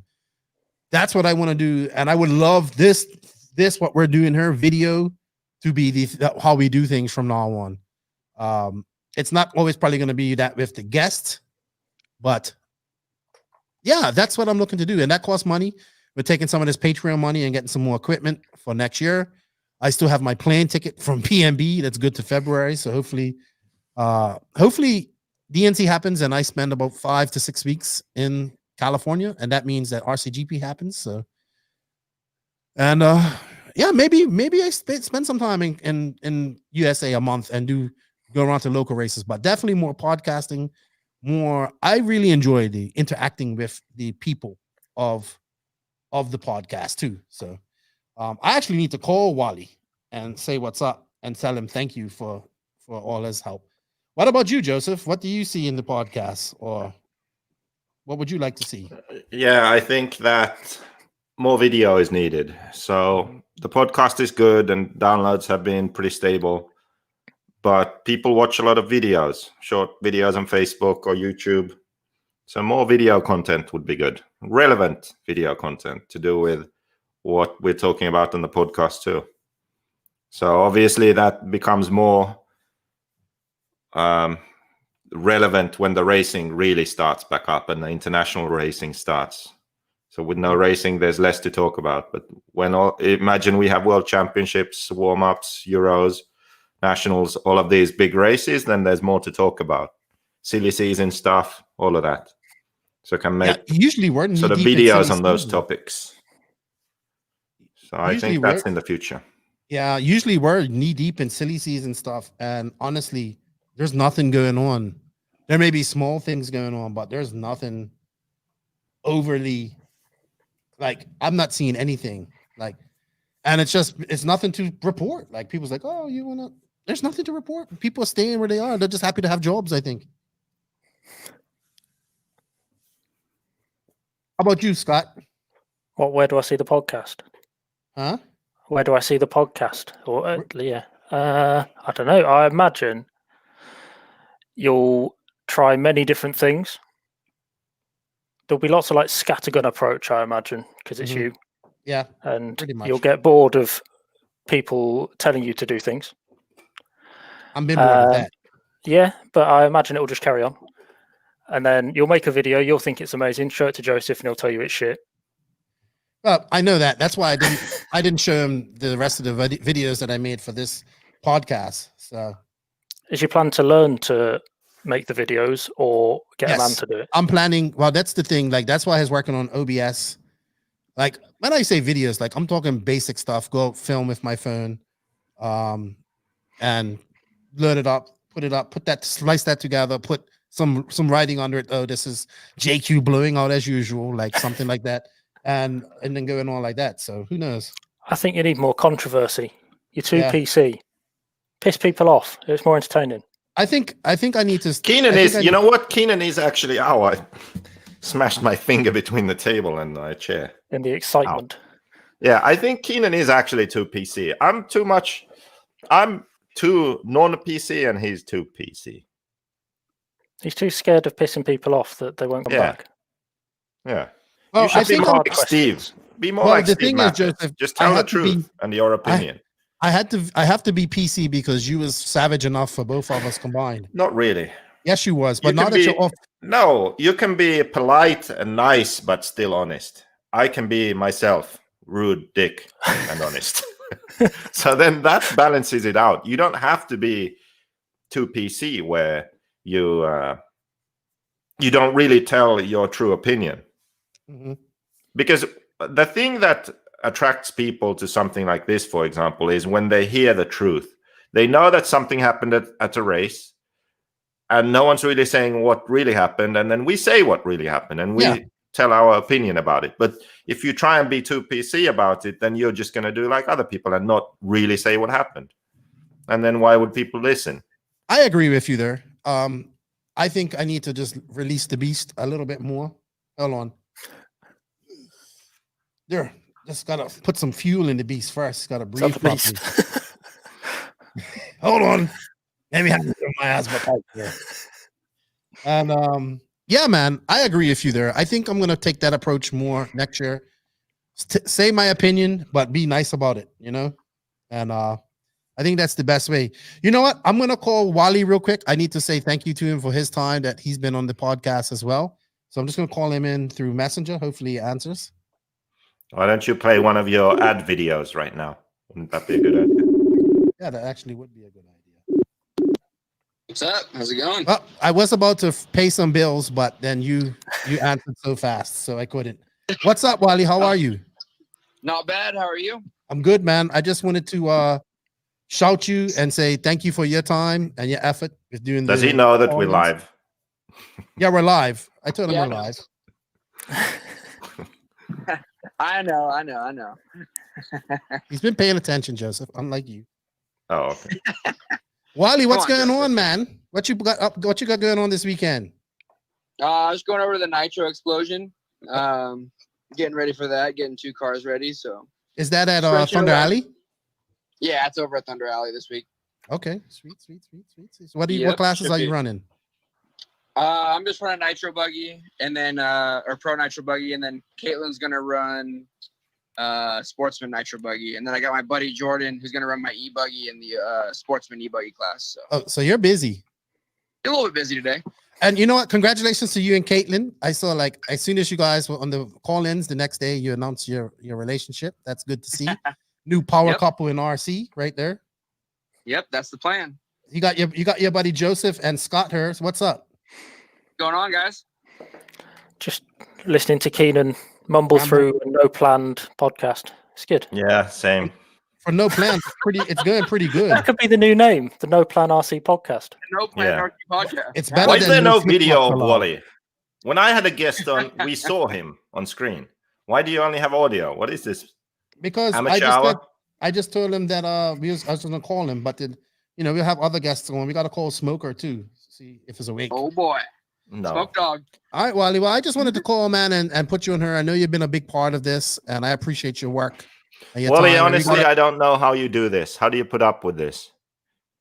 I Another enjoy it, call-ins buddy. with, I enjoy it. Lefty. Chaos. Yeah. You need a little chaos in your life sometimes. That's right. though. Yeah, not everything's. You're the bull in a china shop, Joseph. And how can anybody deal with you? I don't know. I think it's Daddy has a easy. point about too, by the way. Hey, so what's this? How's the attendance going to be for this race? Because a lot of people might be going on to El Paso too, right? Yeah, I don't really know. Okay. I'm thinking it should be okay. I might be a little lighter than expected because I know a lot of the guys that would normally race this race went to the El Paso race. Mhm. So I don't know. We're gonna see and see how it goes. All right. Well, cool, man. Well, have fun, and we will be in contact next week. We got to come up with a new intro, so we don't have Joseph on there for you. Yeah, we do. Yeah. And I want to thank you for your time. Get back to wrenching, man. Have fun this weekend, and I will talk to you later. Sounds good. You guys have fun. All right. See ya. Bye-bye. Bye, guys. All right, so we have our next guest in. He's really busy, but he's been a big supporter of the podcast. And before I bring him in, though, I have to pay some bills. I'm sorry, guys, but we have to pay bills on this podcast. So here we go. Nitro is the glory. Wrong one. I knew it. I knew it. I knew I was gonna mess up something in it. Oh my gosh! All right. We may be coming up on the end of the racing season, but we are not running off into the hills. Oh no, not exactly. It's time for the Blue Ridge Nationals. November 6th, 7th, and 8th in Camp Center, Louisville, Virginia. Scale Racing Sports and BeachRC.com present the return of the Blue Ridge Nationals, where we race heads up all the time. Classes include 1/8 scale nitro, 1/8 scale electric, and 1/5 scale gas. Friday is a full day of practice, and Sunday. Last chance qualifiers and 30-minute main events for all adult classes. Epic truck designed by Anthony Westergaard and Factory Tracks. Badass trophies from Owing Vinyl Graphics and Metal Art. And live event coverage from Matt Olson and Mod Live Media. plus on-site concessions, free parking, free camping, free indoor pit area, and the largest driver stand and pit road you have ever seen. For more information, follow, like, and share us on Facebook at Scale Racing Sports. Event registration is open now at rcsignup.com.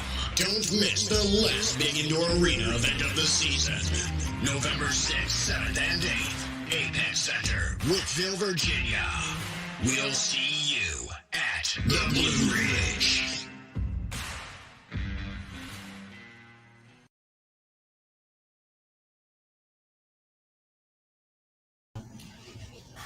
Yeah. What's up, BD? What's up, Brent? What's up? I know you're super busy, so thank you for your time. I know people must be just like Masters of Dirt in full effect right now. Track looks badass. Ooh. Oh. Yeah. I wish I was there. Man, look at JQ. Looks like he's in some kind of music video or something. He looks like Ryan Styles Harris. Like, no kidding. What the man?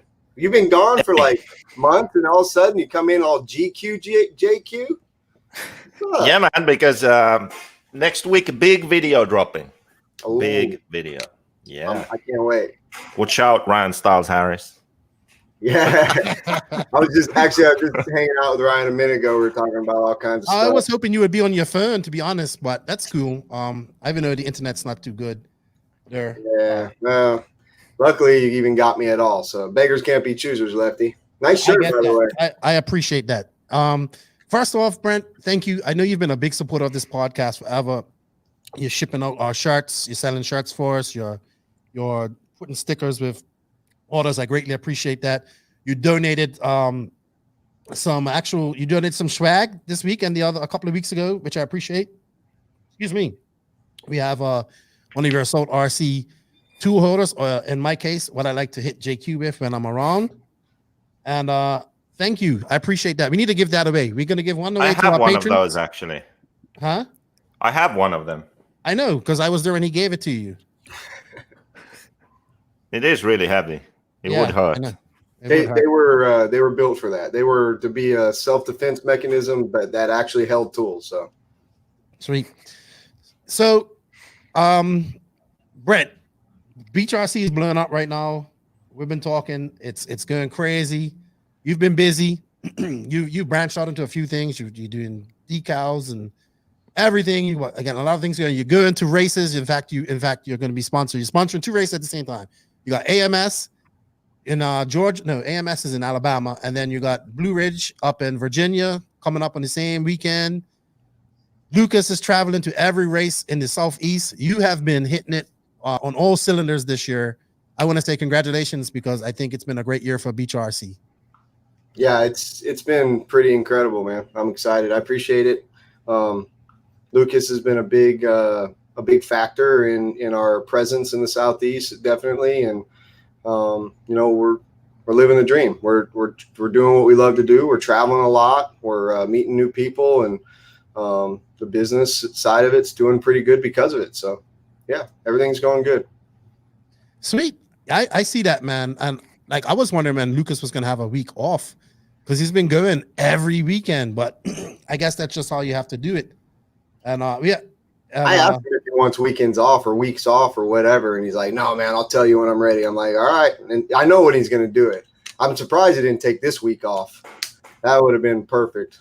No, he couldn't take this week off because he has to race. And it's blacked off anyways. Anyone that works for me knows this week is everyone works like 12 days in a row. Yes, because it's been busy because you had Dixie Nats 2 weeks ago. So you've done 2 track changes in 2 weeks. Yep. Built your own tracks.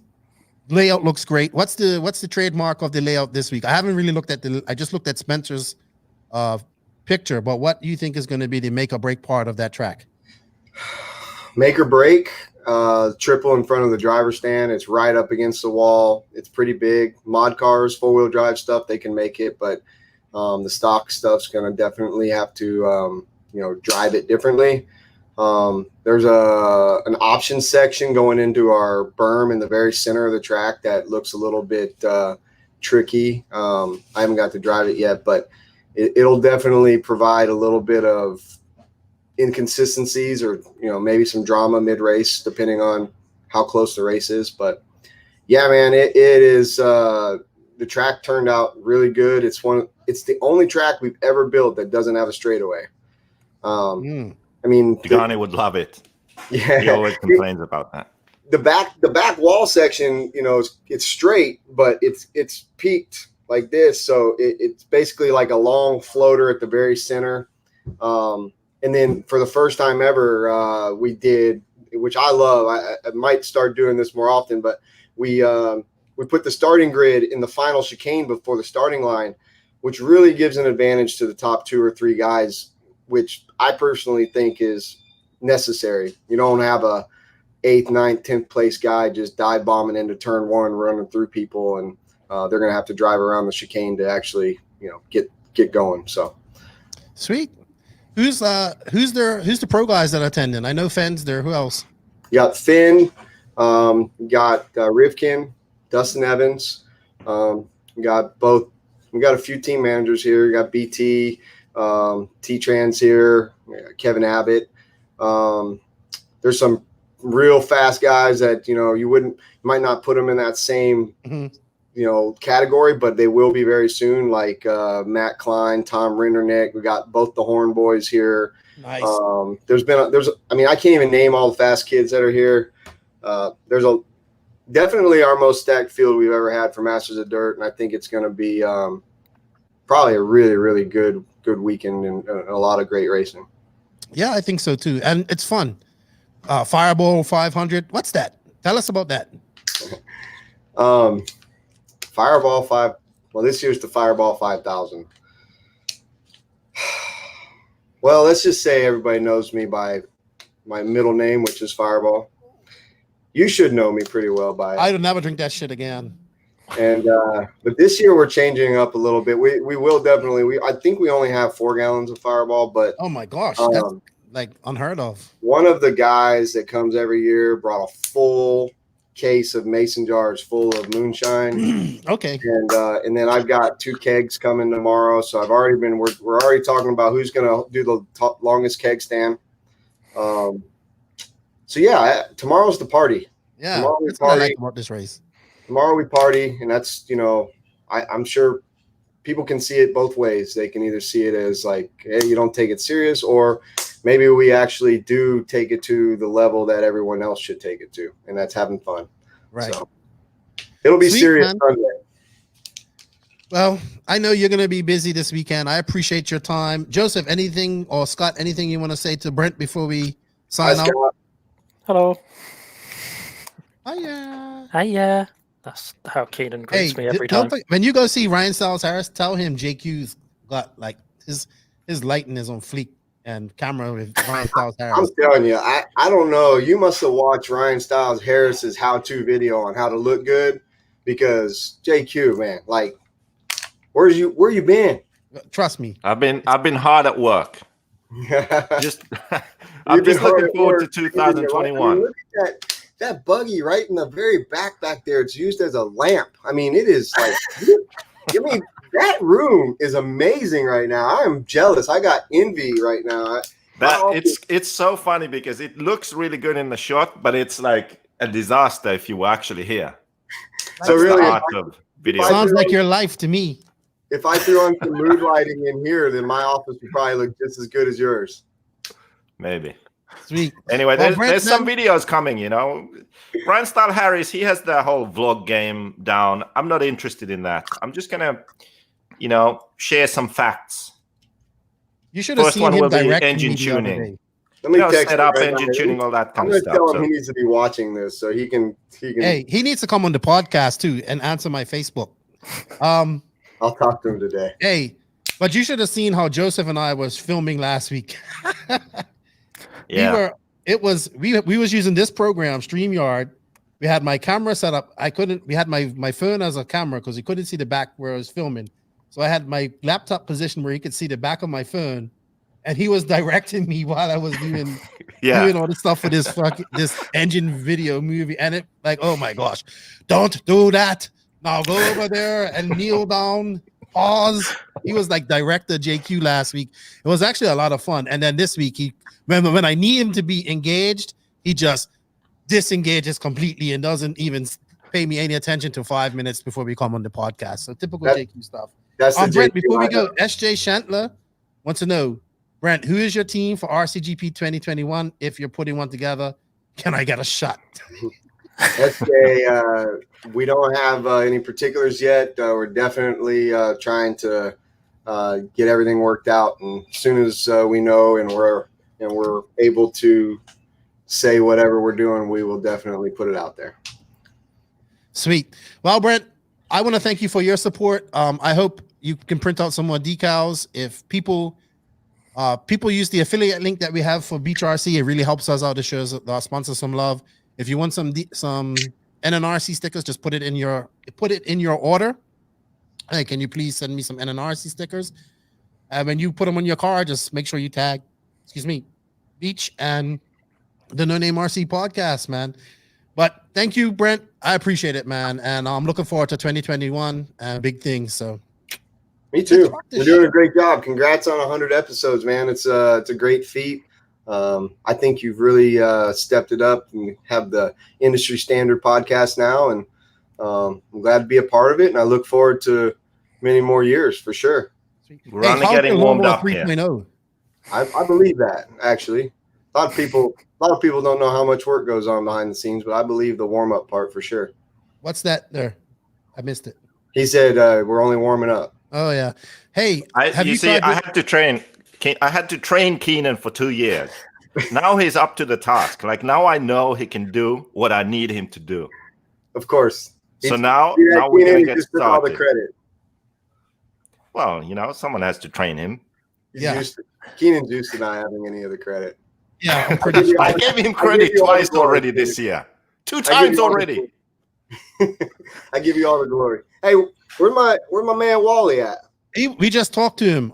He's busy getting wrenching. I like his hat. I got to order one too. Such a good hat. I know. Only if I had a hat like this. I know. It looks badass. Not as good as your No Name RC podcast hat, by the way, but it looks really good. I need to get one. one.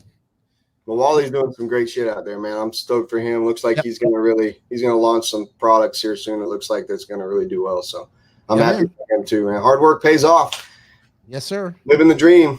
Man. Well, have fun at your race this weekend, and hopefully, man, I see you next year. Hopefully. Hey, I'll tell you what. I have something that's pretty cool. We'll give I'll donate 3 of them. It's a one. I don't have one in front of me to show you guys. You know what I want, Brent? You know what I want? I want some autographed Rivkin, Fend, and whatever pros bodies there for the NNRC. Such a fanboy, really. You know what? I'll autograph you one of my bodies and send it to whoever you want. Right? Here we go. I want to give it away to somebody. So, but here, I got something even more special. We'll put it up on the Masters of Dirt page tomorrow because that's when we're going to show everybody what we got. So it's kind of a sneak peek for anyone that's listening. But I'll give away 3 of our limited edition. It's gifts for everybody that's here. These really badass bottle opener keychains that I had made for this event. So you can send out 3 of those to some winners and figure it out. Sweet. We'll send them out for them. Sweet. So we can't see them till tomorrow then. That's what you're saying. Well, I would show you one right now as a sneak peek, but I don't have one on me. They're all being finished right now. But just so you know, they will be something that some people will really want. I appreciate that, man. I appreciate it. And I look forward to working with you in 2021. And have fun, man. Have fun. You earned it. You have definitely earned it. Pay attention. He's got me on mute. I'm gonna unmute him. He's talking to someone else. It's rude. No, I was doing an Instagram because I know what's up next, the rant. Oh, yes. So just need to get some people on. All right.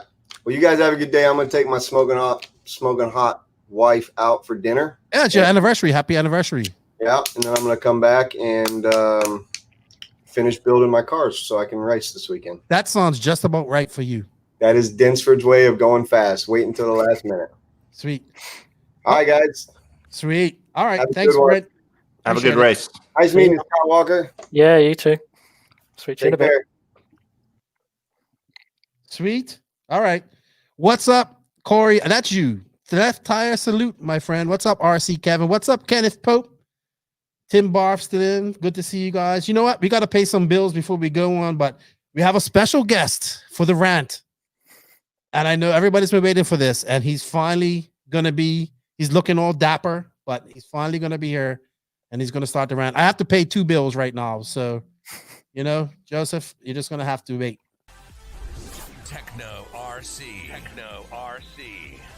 Techno RC is a premium manufacturer specializing in 8th and 10th scale high-performance off-road RC buggies and trucks. Visit www.technorc.com for a complete catalog of their products. Techno RC. Excellence in engineering. Hashtag Techno Takeover.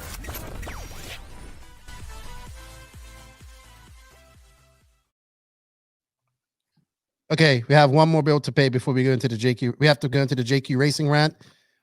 Before we go on any further, I need to just play this video.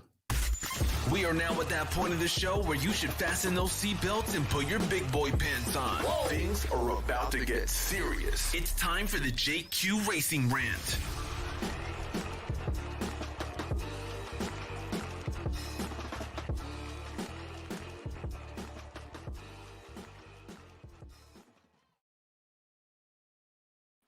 Hello, Jeffrey Keaton. How are you? I am fan-frickin-tastic. How is Dumb and Dumber, and who's the sexy dude over there?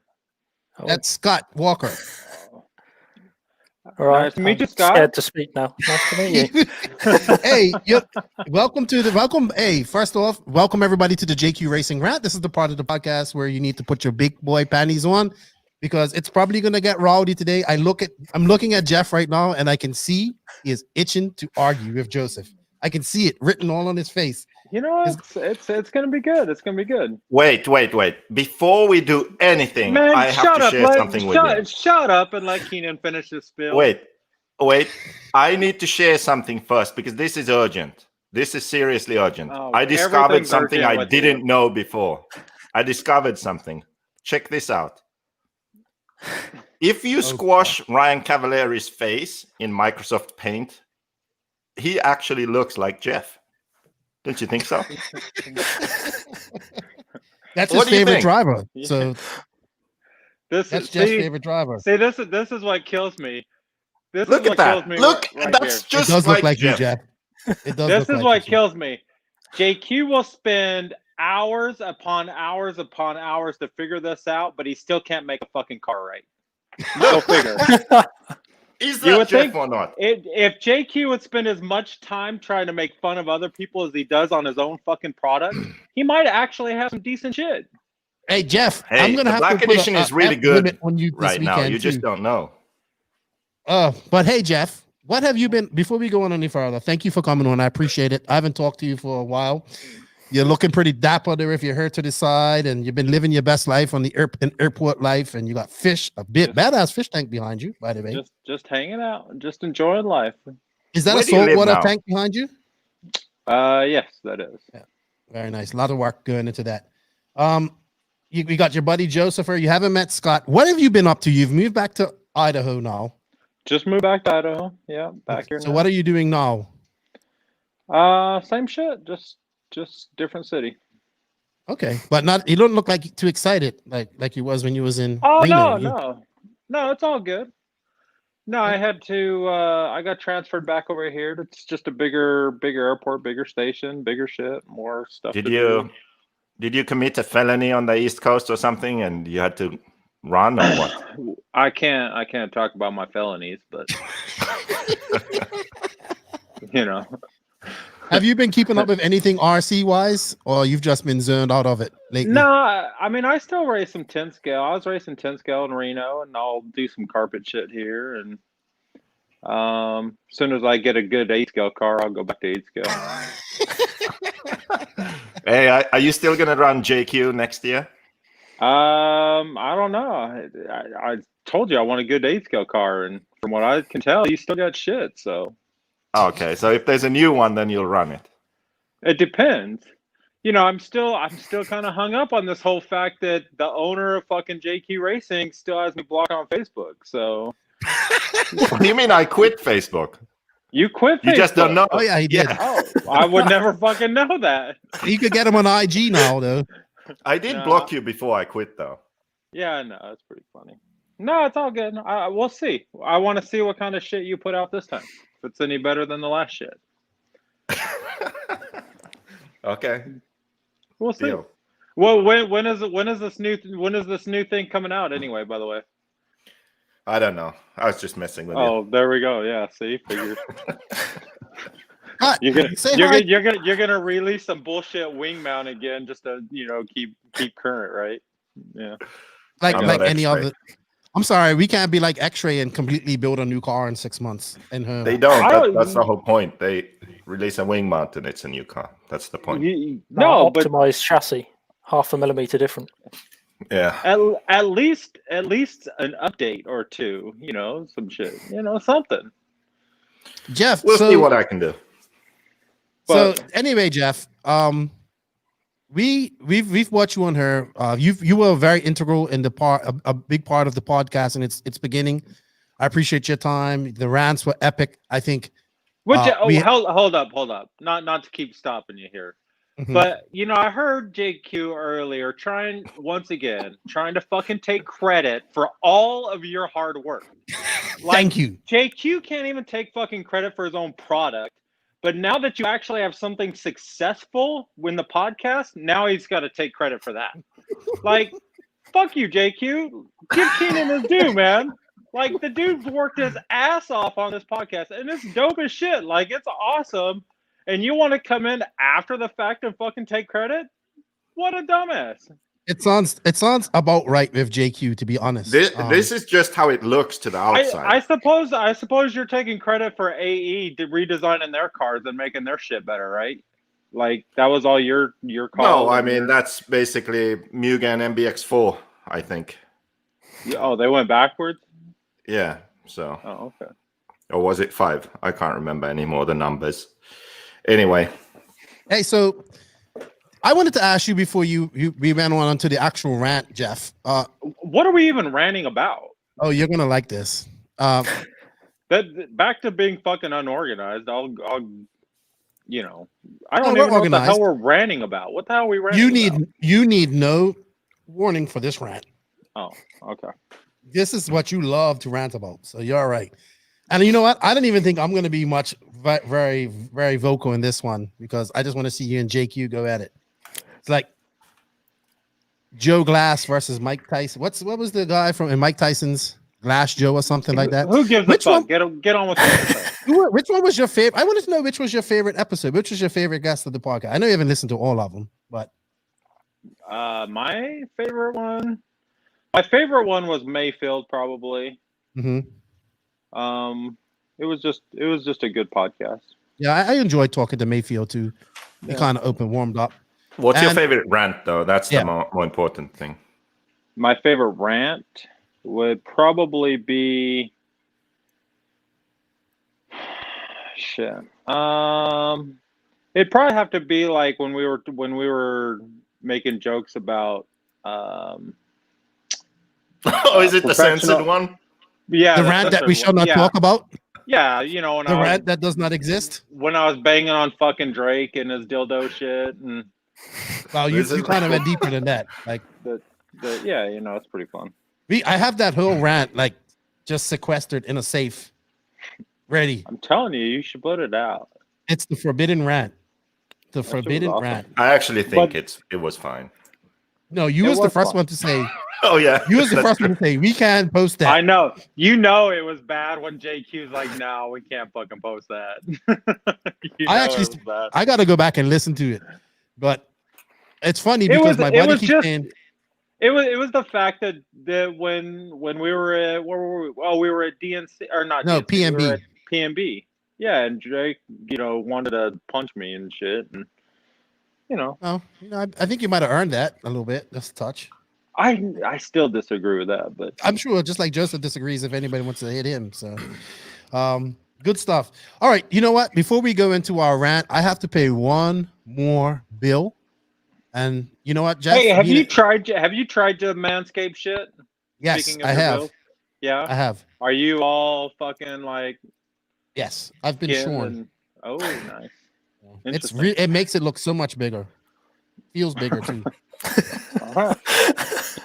Fuck, like, I just feel like a stud. Do you? I might have to get one. Yeah, you should. You should, and don't forget to use your promo code. Okay. The no name in all caps, save 20%. But this is we don't really have a story time this week, but the RC Gypsy Tales of this podcast is brought to you by Rob's Oil. And have you heard about Rob's Oil, Jeff? You can order all your AMSOIL products online and have them shipped to anywhere in North America that you want. Oh, I thought that went along with the Manscaped thing. No, this is Rob's Oil. No, you can get Different some oil. Yeah. Oh. So maybe if you want to help Joseph out, you can get some oil sent to Westergaard's house for the Janky JQ van from www.robsoil.com. Help him out a bit because Hey, speaking of Westergaard, he did a kick-ass track on Shower's place. Yes, he did. He's doing So the Blue Ridge Nationals. How come Bobby didn't get it? I don't know. Is he out now or what? I don't know why Bobby didn't get it. I haven't heard anything. But Anthony's done a couple of. I think he's done 2, or maybe this is the second layout he's done for SCRC. Well, they did a good job. It Practicing looks for good. RCGP. Yeah. Oh yeah, don't even get me started on that shit. Well, you're gonna get on it in a minute after we finish Rob's Oil. So Rob's Oil is your one-stop shop for all of your AMSOIL needs. Why AMSOIL, you may ask? Because AMSOIL makes top quality synthetic lubricants for your car, truck, motorcycle, boat, four-wheeler, snowmobile, lawnmower, or anything else with an engine. AMSOIL lubricants are designed to help your equipment run at peak efficiency and last longer. Join the millions of proud AMSOIL users to experience the difference. All AMSOIL products are formulated, blended, and packaged in the USA. Thank you, Rob's Oil, for supporting the podcast. We greatly appreciate it. The RC Gypsy Tales. Go to www.robsoil.com and order all of your AMSOIL products.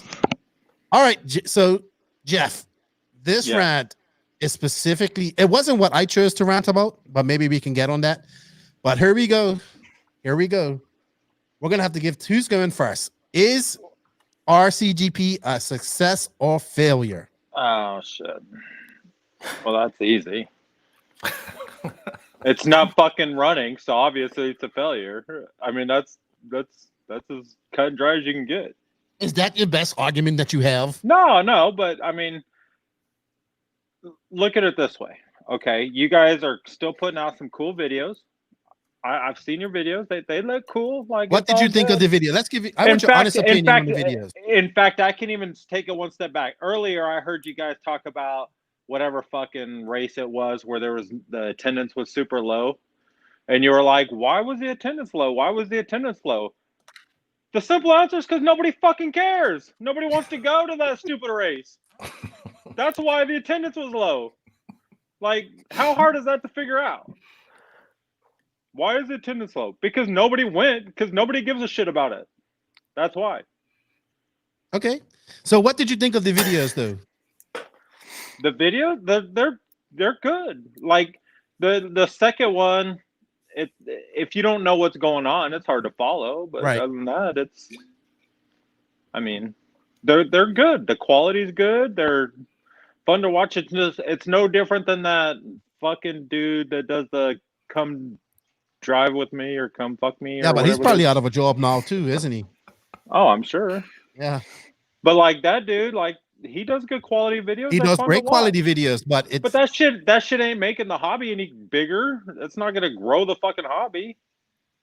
So, but is it a failure or a success? The series itself is a failure. And why is it a failure, in your opinion? Because you can't get anybody to show up to the races. The races are no longer running right now, as far as I can tell. The foreseeable future, you guys can talk about racing in 2021, but I'm sure COVID is going to be like, oh, we're going to cancel it because of COVID, rather than we're going to cancel it because we know no one's going to fucking show up to our races. So you, at least this year, you got an excuse. Last year, you didn't have one. What was your excuse last year on why you didn't run any races? All right. Joseph, I'm going to give you your rebuttal. Are you ready? Yeah. Scott, you can join in on this. I'm gonna be the referee in this one. I want moderator. I'm gonna be the moderator. Is it my turn? It's your turn. Oh, okay. So we're all just fucking waiting on you, dipshit. Okay, so obviously I disagree. I think Obviously, because you put money into it. More time. I'm more worried about the reduction of time at the end of my life due to all the stress and work. So the thing is, yes, COVID does suck because it makes it really hard to even continue next year.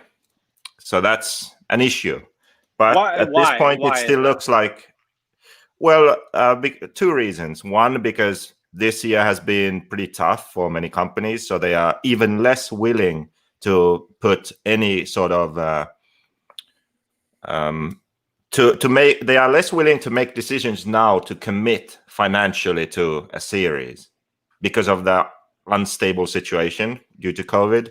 And also, it's harder to commit to put money into organizing the events when you don't really know if you can pull them off or not. You know, what if we decide, okay, yep, let's have the first race in Texas end of March, and then in February they announce that, yep, no Europeans can travel to America now.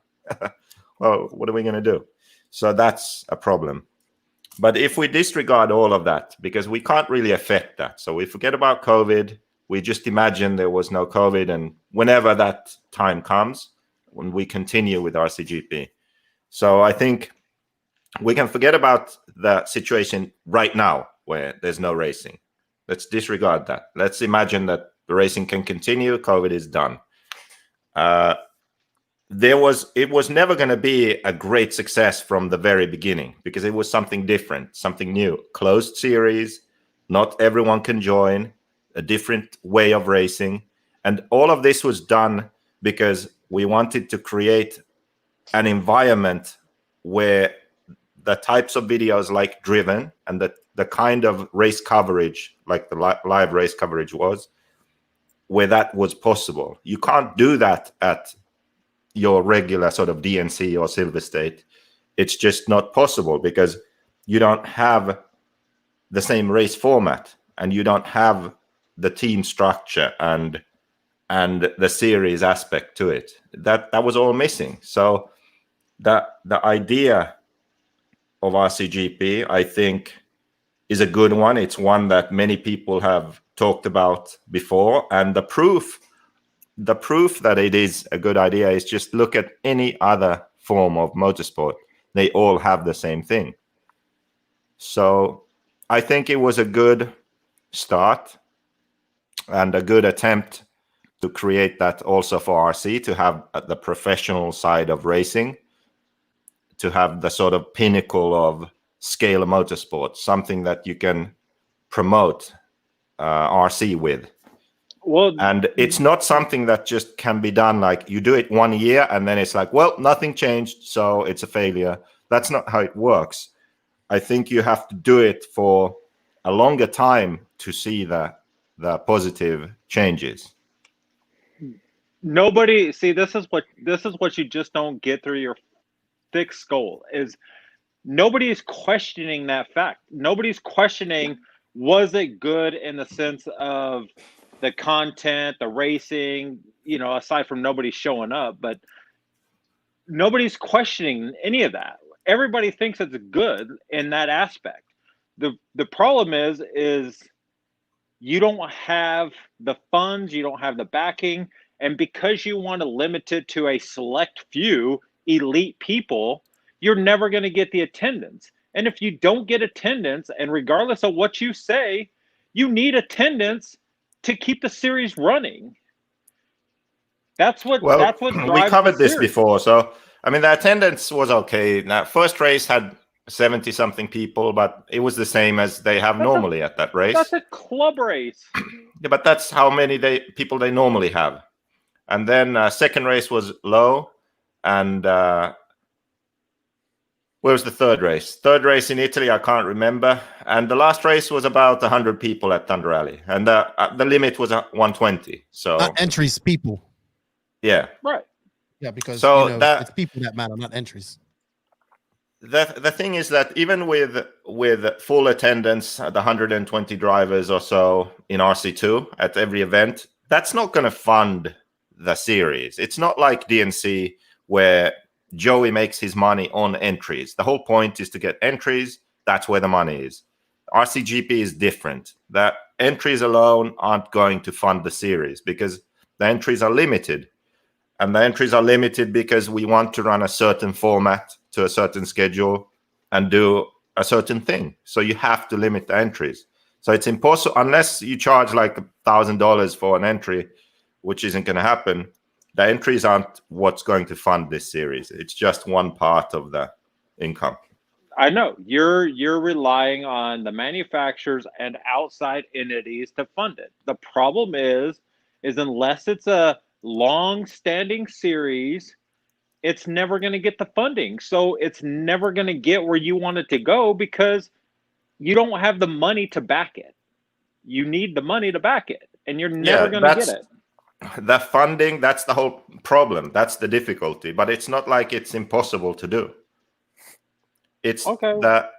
We'll have the same conversation 3 years from now, and it's going to still be, well, maybe we'll run a series this year. Maybe we won't. We'll see. I doubt it. But we'll hope. We'll go ahead and make that first date in March, and let's hope people show up, or let's hope we can get it. Because if the series can keep running each year, would you then say that it's a success just because it keeps running? If it keeps running every year, yes, it's a success. Okay, well then we define success and failure differently, because I think that even if it kept running but nothing changed and it didn't really affect anything, then it would be a failure. Because the point of RCGP isn't to just exist. The point is to change something. Yeah, the point is to make RC racing more appealing, to inspire more people to race. Again, we have way completely different differences on what is interesting. It's interesting to us because we're participants of the hobby. We're participants of RCGP or whatever. It's not, this hobby is not interesting to outsiders. It's just yes, not. It is, because at some point we were outsiders. We didn't know that RC existed. Then we discovered it, and then we enjoyed it. And there are a lot more people out there like us. They just don't know about RC. And when they see it, they're interested. But if you look at the vast majority of the people that race, they have some sort of dirt bike, BMX, some sort of, fascination for motorsports in general. And you're never gonna pull some fan of NASCAR that's gonna go dump $2 or $3 grand to go race RC cars. Like, unless their kids are involved in it or their kids think it's cool or something like that. Like, the audience in which you're trying to get, you already got. That's the problem. You have all the motocrossers. Because everyone doesn't know that RC racing exists. There's a ton of people that don't know. And some of those people would be interested. So the more people that find out about RC and see that, oh, this is actually something people do, then the more people will potentially pick it up as a hobby. And that's what we want. Hey, before we go on, we have a few people in the chat chiming in on this. Let's go back. Scott, what's your opinion on this? But I'll get that after this. Travis. Scott, what's your question? Oh, wait, hold on, Scott. Chill out for a bit. I know that was messed up. It's all right. He's done that multiple times. It's cool. I'm used to all right, it. well, give us your opinion on that, please, Scott. Sorry. What, whether it's success or failure? Well, I would say it is neither, because as you're both saying, it's like partially a success because it ran one season, but it's a failure because it's either not going to run another season or it hasn't achieved what it's meant to. For me, I think it is a good thing that is kind of more of a success than a failure, because it's shown what can be different. So all the publicity and everything is what we should be striving for, to try and make it so it's not just a hobby of nerds playing with toys. We need to show a different side of it, because otherwise it's just a load of guys playing with toys in a field. Nerds in a field. Yeah, exactly. Still exactly what it is. But why not have Sorry, why not have a couple of events a year that is better than that, shows what it can be. People don't care about someone winning a little club race, but why not have a series that is better with better coverage? It's the same as like if you think of like sim racing. So PC gaming used to just be nerds. Now it's multi-millions. It's massive. So it's just richer nerds. That's all that is. Yeah, but they're cool now. They work out at gyms and they live in houses like frat houses and they vlog all the time. And here we are, we're still wearing all black and hoodies. But why Especially can't Joseph. RC be the next sim racing? It's the same sort of thing. You're not actually driving a car. Even if it's like a tenth of what sim racing is now, it's massive. Because Travis- well, see, my thing to that is the reason why it can't compete is because of the time and effort that it takes to put into racing on a daily basis, and you don't the sim stuff. Little Johnny or Big Johnny or whoever the fucking wants to go sit in front of that computer to go do it can just go to their computer, be left alone, and not mess with anything. RC racing takes a commitment. It takes traveling. It takes a shitload of money and a continuous input of money and time and travel. And that's why it's never going to be the same, because you can't compare doesn't the need to two. be the same. It doesn't need to be the same. It just needs to be better and saying bigger than right I'm saying now. the same on the level, like that type of level. It All just right, we have needs a to be couple of- bigger and better than now. That's the point. Right now, it's not as big as it could. We have cool things going on. We just don't get it in the public's eye. And it always comes back to that one race that they had for me, the Manufacturers Cup, which I thought was one of the best things. But it came down to funding. In the end, Yeah, but even if you take that sim racing, and that shit is big right now.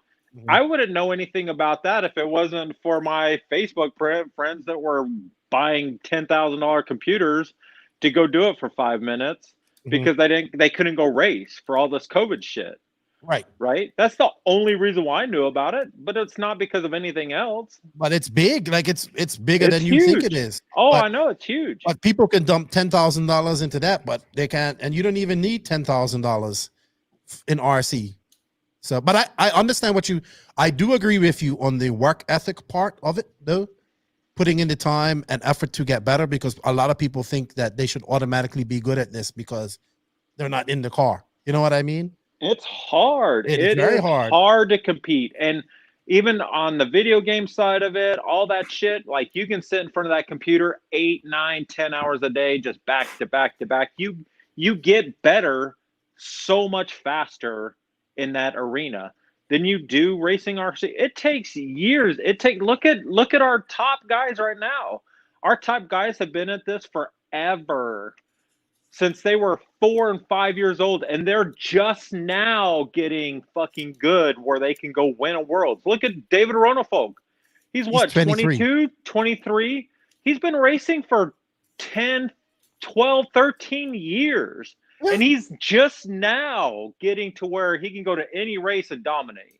I think But he's I been don't like that for a like. couple What's of your point? Like, that's no different than any other sport, really. I don't Most see that as a people- problem. In today's society, most people will not put that type of commitment in something. I understand what he's saying with that.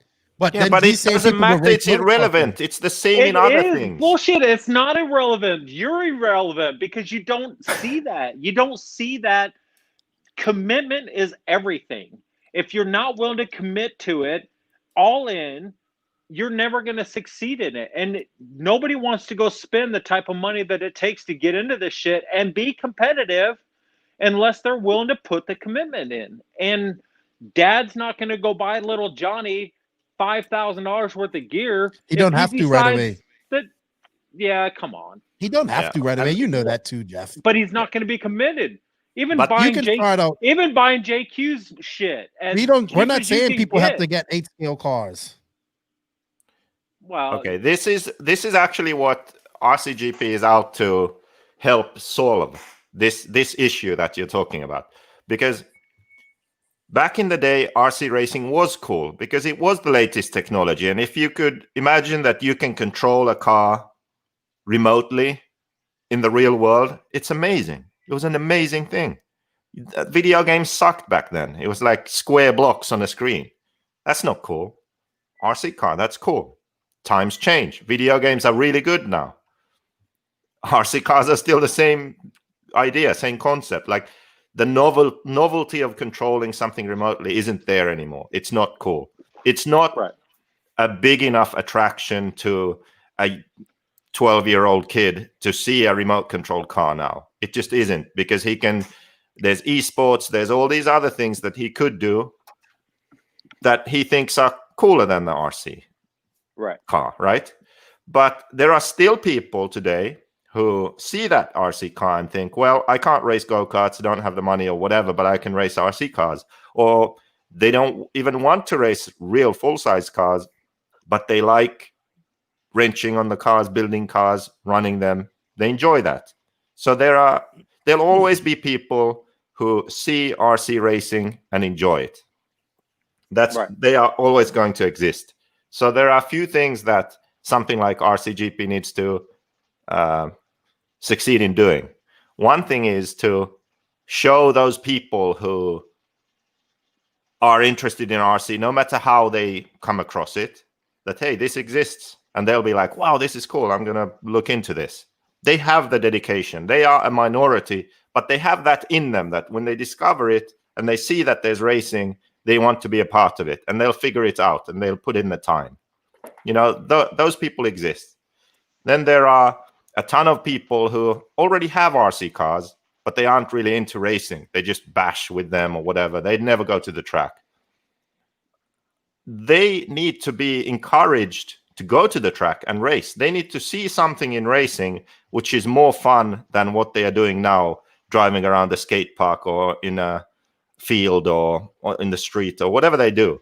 They need to see something in racing which is like, wow, you know, I'm going to give racing a try. That's actually fun. So a more exciting racing format, for example, or a race where you don't have to spend all day there, like JBRL, which is like the #1 killer of new people in the hobby, in my opinion. You can't fucking say that, because you're spending all day at an RCGP race. So all day is all We'll day. get to that. Listen. So the thing that RCGP should achieve is to show these people that RC racing can be cool, that RC racing is something that they should consider. It's more than just nerds in a field. There's so much more to it. There's more exciting racing formats. There's all these videos that are put out, and all these personalities that people get to know, and favorite drivers that people pick, and rivalries, and all of these storylines that don't really exist now unless you're really into it. It needs to be easier to access this. Just like the Formula One Drive to Survive series on Netflix, it made more people want to watch Formula One. Because they knew Formula One existed, but they didn't really watch. Then they watch that series and they know about the people behind the scenes. And then they care a bit more and they start following the races. This same thing can happen first to the people who already follow RC. They watch Driven series, they watch the RCGP events, they learn to know the drivers more, they start following racing more. There are people who watch these racing videos online but don't actually race themselves. Maybe this could help inspire them to race. You know, there are all of these things that you can't really measure. It's just that once it exists, it can happen. But see, JQ, but what you don't get is all of that shit you're talking about, I agree with, right? I totally agree with you. The problem is RCGP is just as irrelevant as RC racing in general. You're saying nobody knows about RC racing. Well, if nobody knows about RC racing, how the fuck do they know about RCGP? Because you guys don't do any advertising. You don't do shit to put RCGP out there. So if nobody knows to go to RCGP to get interested in RC racing, it's all mute. Like there's because nothing it needs to you can get lucky and get a viral video, but it doesn't help if there's no structure behind that. You need to first have something. It needs to exist. You need to have a series. You need to have a website. You need to have a YouTube channel. You need to have content on it. And then you start pushing it out there to the world. Because And at you, that and you point, need to have when more than 4 races. I'm just saying. Just throwing that one there out are there are More than 4 races would hundreds or help. thousands of RC races all around the world, and a ton of videos out there. RCGP doesn't need to be every single race. It needs to be the introduction for people. So once you have all of this, then you start pushing it out there. And then when people do get interested, they have somewhere to go. Just like once everything isn't done yet, like House of RC is just a new concept right now. But imagine in the future, someone does get interested in RC. Where do they go? There's not like one single place where they could go to find hobby shops, tracks, people that run RC cars in their area, different brands, and where people run a certain brand. All of this information, it's all out there, but on different websites. How does a new person know where to go and find all this relevant information? When it's all in one place, it's much easier. When it's in one place and in your own language, it's even easier. So there's a lot more to it than just 4 races. Like you say, there's a lot more to it than that. Okay. And So let me ask you a question then. How long has RCGP been in existence? 2 years Well, now? 3 years? It's been a let's say for a 2 couple years, of basically. So we'll go 2 years, right? Yeah. So in 2 years, what have you accomplished besides some cool videos?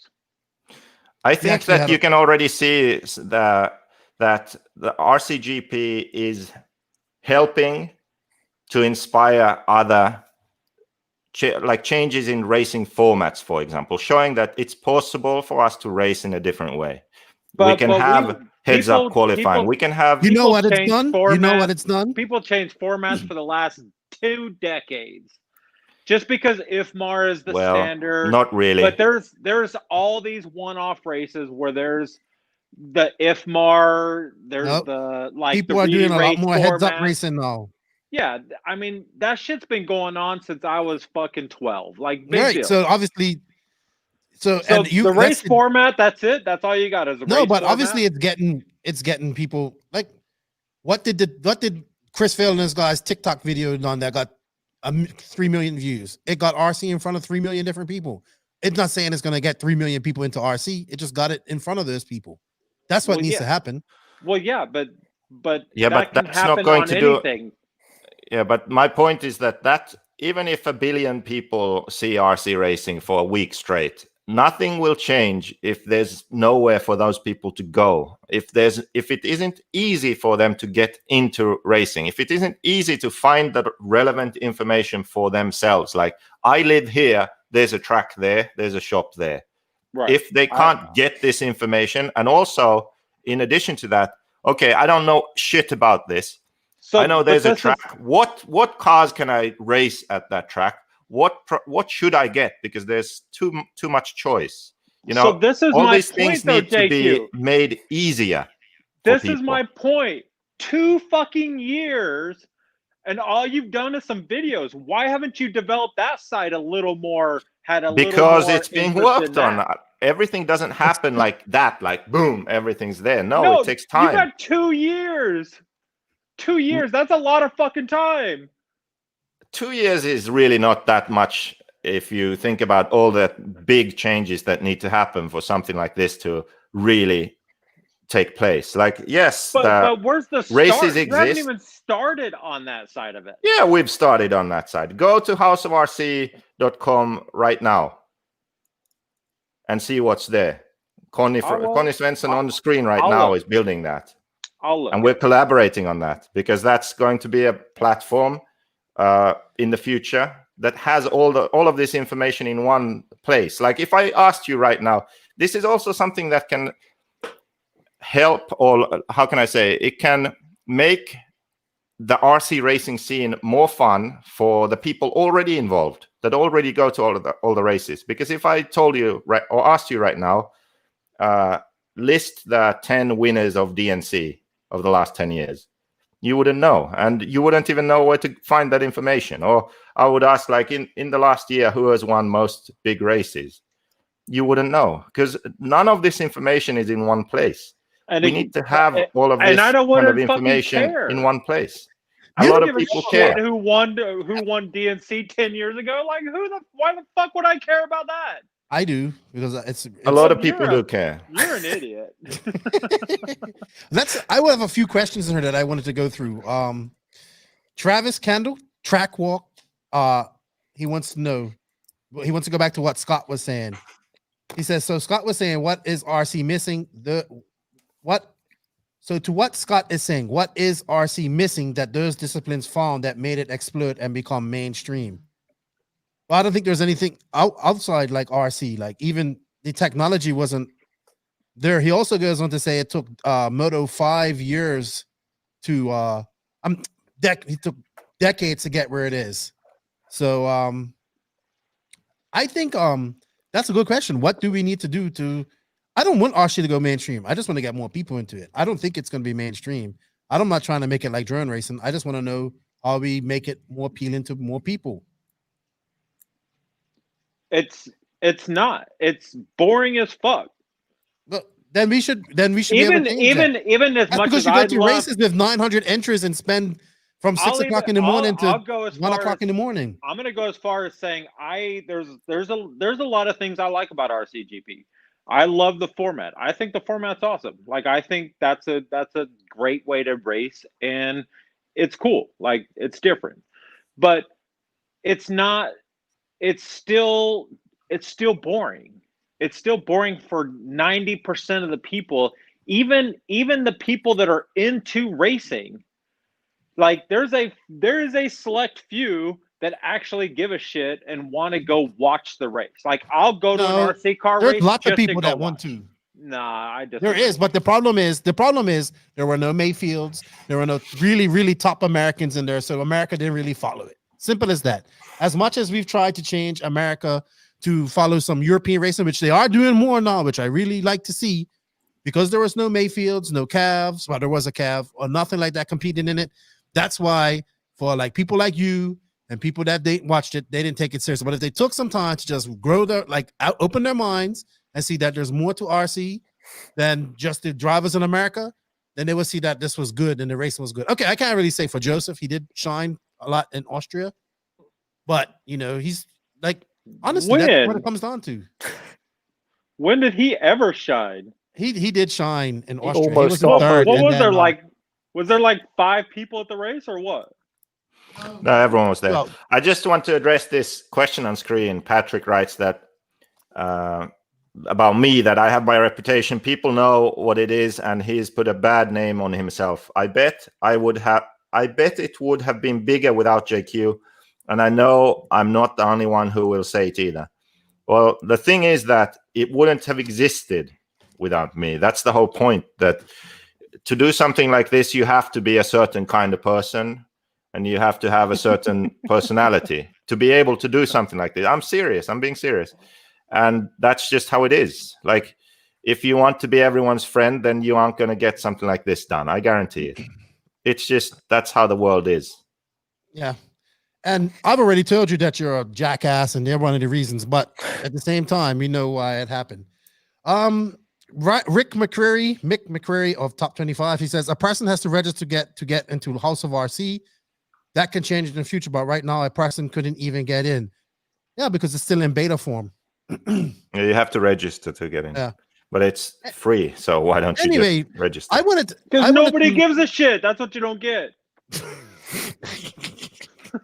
Jeff, being as you're here, and we haven't spoken for a little while, have you heard anything about next year? Maybe worlds-wise, silly season-wise? Because we haven't heard anything. So, as we got you here, I thought I'd ask you some questions about it. I am completely. I don't think we're done yet with this. We haven't reached any kind of conclusion. Oh, okay. But let's try and reach a conclusion. So basically, I think what Jeff is saying, that RCGP was a failure. RC is boring and no one cares, and there's never going to be enough money to do a series like this. That's Jeff's opinion. Am I right? There's not enough money for RCGP to succeed. Let me put it like that. I Do you think mean internal to RC, or Right. if we get external sponsorship to Well, he RCGP? believes we can't get the I external don't think you sponsorship, can right? get external sponsorships. I don't think so. Okay. Who's gonna be willing to cut loose with tens of thousands on a series that only gets what's the most views you've ever had on one of your videos? 1,000? Hey, on the final for last year's RCGP in USA was at 4,500 during the live feed. And no, I haven't seen anything in RC. No, 3,500. I haven't seen anything in RC get that Okay, many but people watching. that's not a. Let's I try know, and but that's conclude what here. we're talking about. Jeff Madden's racing by the I'm size saying of entries. the two things that drive sponsors is attendance at the race and viewers. So how are people sponsoring On- podcasts? How do people sponsor podcasts that have audio because it transmits to everybody? That's Okay, I'm going to mute Keenan. Okay, let's conclude this. Let's conclude this. Okay, Jeff, did you have any other thought? I am muted myself. No, that pretty much sums it up. Like RC is pretty boring to watch. Okay, so, and this it's is fun as hell to participate in, but it's pretty boring to watch. It's expensive, and what's so expensive about it? Oh my God, Keenan, I'm Oh, going to mute you again. No. So I agree that RC is boring and it takes commitment and it takes money. I agree with that. And that is part of what RCGP is here to try and change by inspiring change. Look, we can race different formats. We can make this more fun, more exciting. We can race heads up. We don't have to spend all day at the track. There's so many. You do spend all day at the track. Stop fucking saying that. Yes, but through RCG, you'll see. Just wait and see what's going to happen. Well, Stop saying shit like that because you are at the track and you have half as fucking many people or entries, and you're still at the track all fucking day. So don't say that you're not there. You are there. Yeah, but listen. So to get ahead of ourselves a bit, the federations we have now, like IFMAR is International Federation of Men Arranging Retreats. Maybe one day back in the day they cared about RC racing. Now they don't. They just want to get on holiday or something. They haven't done jack shit for RC. Let's be honest. I agree. New federation, International Federation of Scale Motorsports, would work to actually improve RC racing, would work to actually update racing formats and come up with ways to where you don't have to spend all day at the track. You can go to the track in the morning and race your class. Go to the track in the day, race your class. Go to the track in the evening, race your class. Stagger racing. Come up with a schedule where the organizers like JBRL organizers. Okay. Whoa. Back this up a little. Wait. These people can. Jeff, you muted, so I can speak. So these organizers can still make the same money or maybe even more money, and everything's given to them like this. Here you go. Here, look, a racing format, a schedule. You can have all the same people that you normally have, even more, and you can make more money. Make it so they want to do it because they can make more money, and it's also more fun for the people.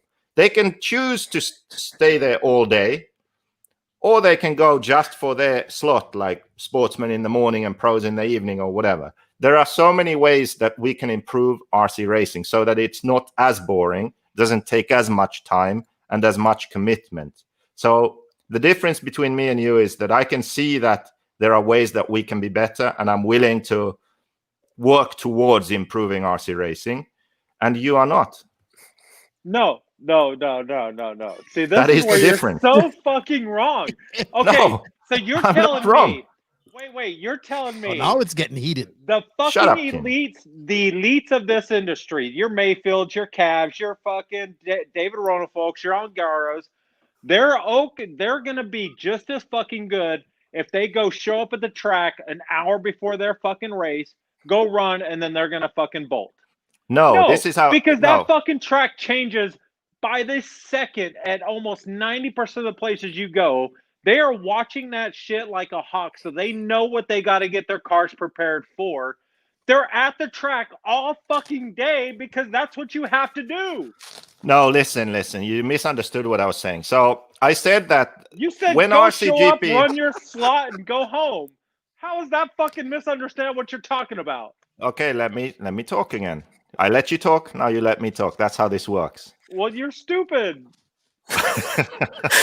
So my point is this. I agree with you. RC racing is hard to access, takes a lot of dedication. It's boring. We need to change that. First, we need to show that, wow, this is cool. This is actually something I could do. We need to make it easy for people to find relevant information and start racing. And then when they actually do that, they get the equipment. Keenan, oh my God, how can I mute his camera? So when they actually get the equipment, go to a track and start racing, we need to make sure that the racing itself is fun too, and the racing format is exciting for people. I'm not talking about an RCGP event. I'm talking about local racing. Why do we have to do the local racing so that you go to the track at 6:30 a.m. and you stay until late and you run 2 qualifiers in the main? Why do we have to do that? We don't. At the local races, they have more attendees than they do at the fucking RCGP race. That's why. And that's a great thing. We want to have as many people as possible at the local races, but we can do it in a much better way. We can structure it so that people can choose. You don't have to go to the track in the morning, practice, then run 2 qualifiers spread out over the day, and then your main at night. You can go to the track in the morning, run practice, 2 qualifiers in the main, and be done by noon, for example, and go do something else. And then a different class races after that, or maybe even 3 slots. But see, what one you don't early get, morning to 11, the second one until 4, and then 4 to 9. The third This is one. what you don't fucking understand. Well, let me rephrase this. So most Europeans or most people outside of the U.S., well, I'm going to group it in. We got U.S. drivers and then everybody else, right? 90% of the U.S. drivers don't have a problem being in the track all day. Well, here's the beauty of it. Right It's now, we aren't fucking giving European a choice. guys that want to be out of there by noon. The number one comment. I go club race at my local 10 scale track, and there's 60, 70 entries. We want to be there all day, and we're running heads up. Like they change formats every other week on how they're going to do it. So they keep it different. But we're still there all day, and it's not a big deal. We don't care if we're there all day. Yeah, but here's the thing. You aren't giving a choice to the people who either don't want to be there all day or can't be there all day. And that limits participation. So if you gave a choice where someone like you who wants to be there all day can be all day, you can run 3 separate races. You can run in the morning, day, and night. You get triple track time, basically. And then you can also have someone who just goes for 1 time slot because they can't go in the afternoon because they have to take their daughter to skating practice or something. I don't know. So this way, when you have time slots, if you want to spend all day there, you can. If you don't or you can't, you can still race. And you think RCGP is going to be the grand fucking thing that's going to change this? That's going to make this happen? RCGP is part of this. No, listen. Listen, you fat fuck. Oh, now we're getting somewhere. Now the insults are coming. That's what I'm blaming. Yeah. I've been waiting for this shit. Yeah. When RCGP, the insults start flying, we know we're fucking getting somewhere, you dumbass. Yeah. RCGP is part of this. I've explained it so many times to you. I don't know how many times I have to keep repeating this. It's only a part of this. We need to encourage people, inspire them to start racing because they can see the Formula One up there. They can see, wow, I want to race in RCGP one day. But that's cool. Then we need to make it easy for them to find relevant information. Where can I race? Where are all the tracks? Where do I buy this stuff? What do I buy? Before. You're repeating Yes. yourself. Okay. We So know. then we get to the racing part where they race locally. We also need to make sure that when they go to the track and when they do race, they enjoy it and they don't have to spend all day at the track. They can choose. Spend only 5 hours, spend 15 hours. There's a difference, big difference. So we make it possible. We make it so that people can choose how much time, how much commitment they put into racing. Yet they can still race and have fun, regardless of what they choose. That's the point.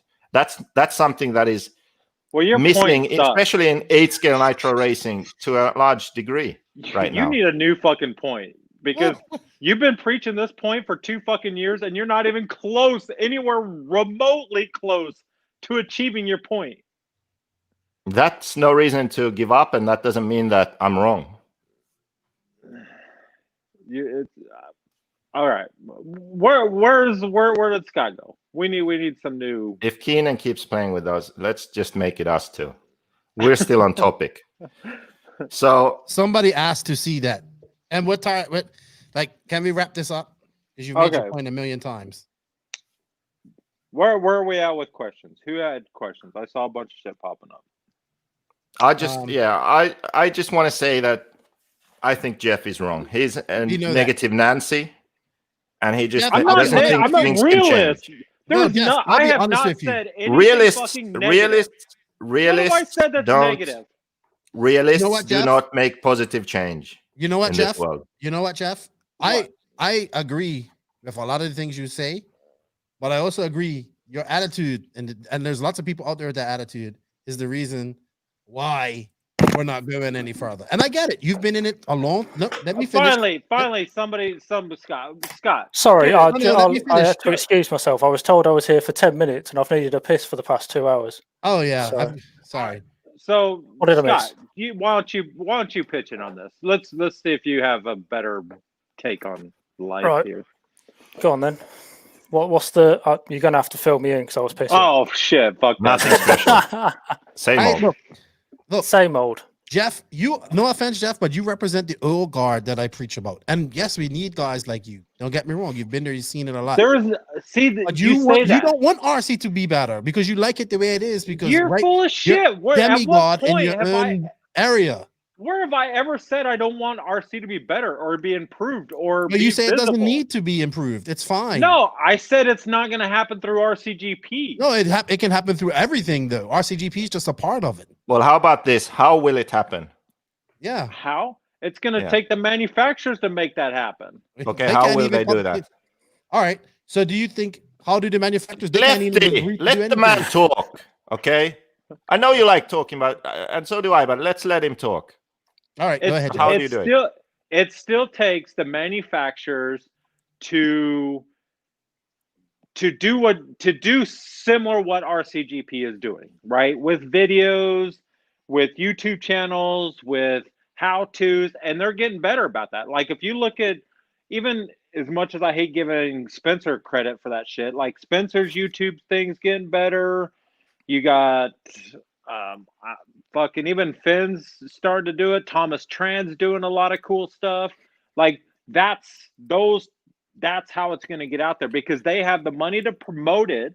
Yeah, but they do it for the brands only. That's right. When they don't go, what difference does it make whose brand is doing it? It's still getting it out there.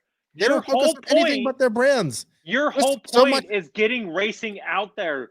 Whether it's their brand or not, they're getting it out there. I'm not saying there's nothing wrong with that, but that is part of the problem. That's why we don't have any proper media in RC.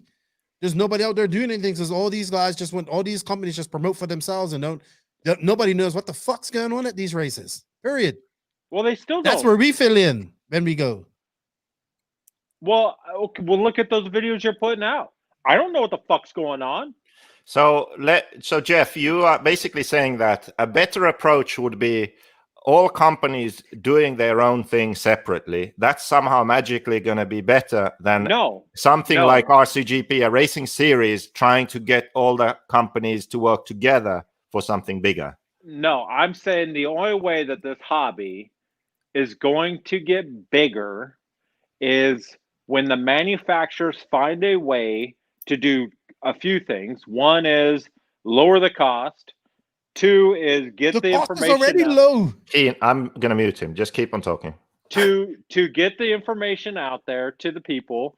The racing itself, like RCGP, you're right, is a part of all of this. Like if it can happen, great. If not, there's still tens of thousands of other races that do nothing. They do nothing to promote RC either. They do as much as. See that comment right there is fucked up because they do more than most. They're hosting races. They're putting I agree. Thousands and thousands of dollars. They're in the middle of nowhere where nobody can see them.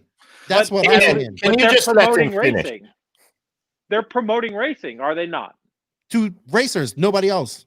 Okay. I'm not saying every race out there. Well, who the fuck is racing? We're racers. How many new people does these big races bring in? Keenan, this is going nowhere. Can you just zip it and let him talk? I'm going to answer that question, Keenan. That's not the point that we were talking about. Those big racers are. Let's not start talking about big races. RCGP is. Wait, none. Let's not move on to big races now. We're not talking about that. We're talking about how can the industry grow. You said that manufacturers need to create more content. It starts with the manufacturers. They need to come together to do something. Okay, yes. What do they need to do together? Well, if I fucking knew that, I would know. I would know. I have no Should idea. They maybe race together in a racing series? So all of their efforts, instead of them individually making videos and content, it would. What's the big thing blowing up right now? Drag racing, right? That's the biggest thing that's blowing up right now. It's a fad. Fads always blow up and then they go out. I agree with you, but why is it? Because you can make money off it. But it's really not blowing up. It's not bigger than 8-scale nitro racing. Like, let's stay on topic. All the manufacturers right now are all in on drag racing. No, they aren't. So they're all pumping in shit. They're all making parts. They're all making cars. They're all making shit. They're getting all their top guys. Mayfield's in on it. Everybody's getting in on it.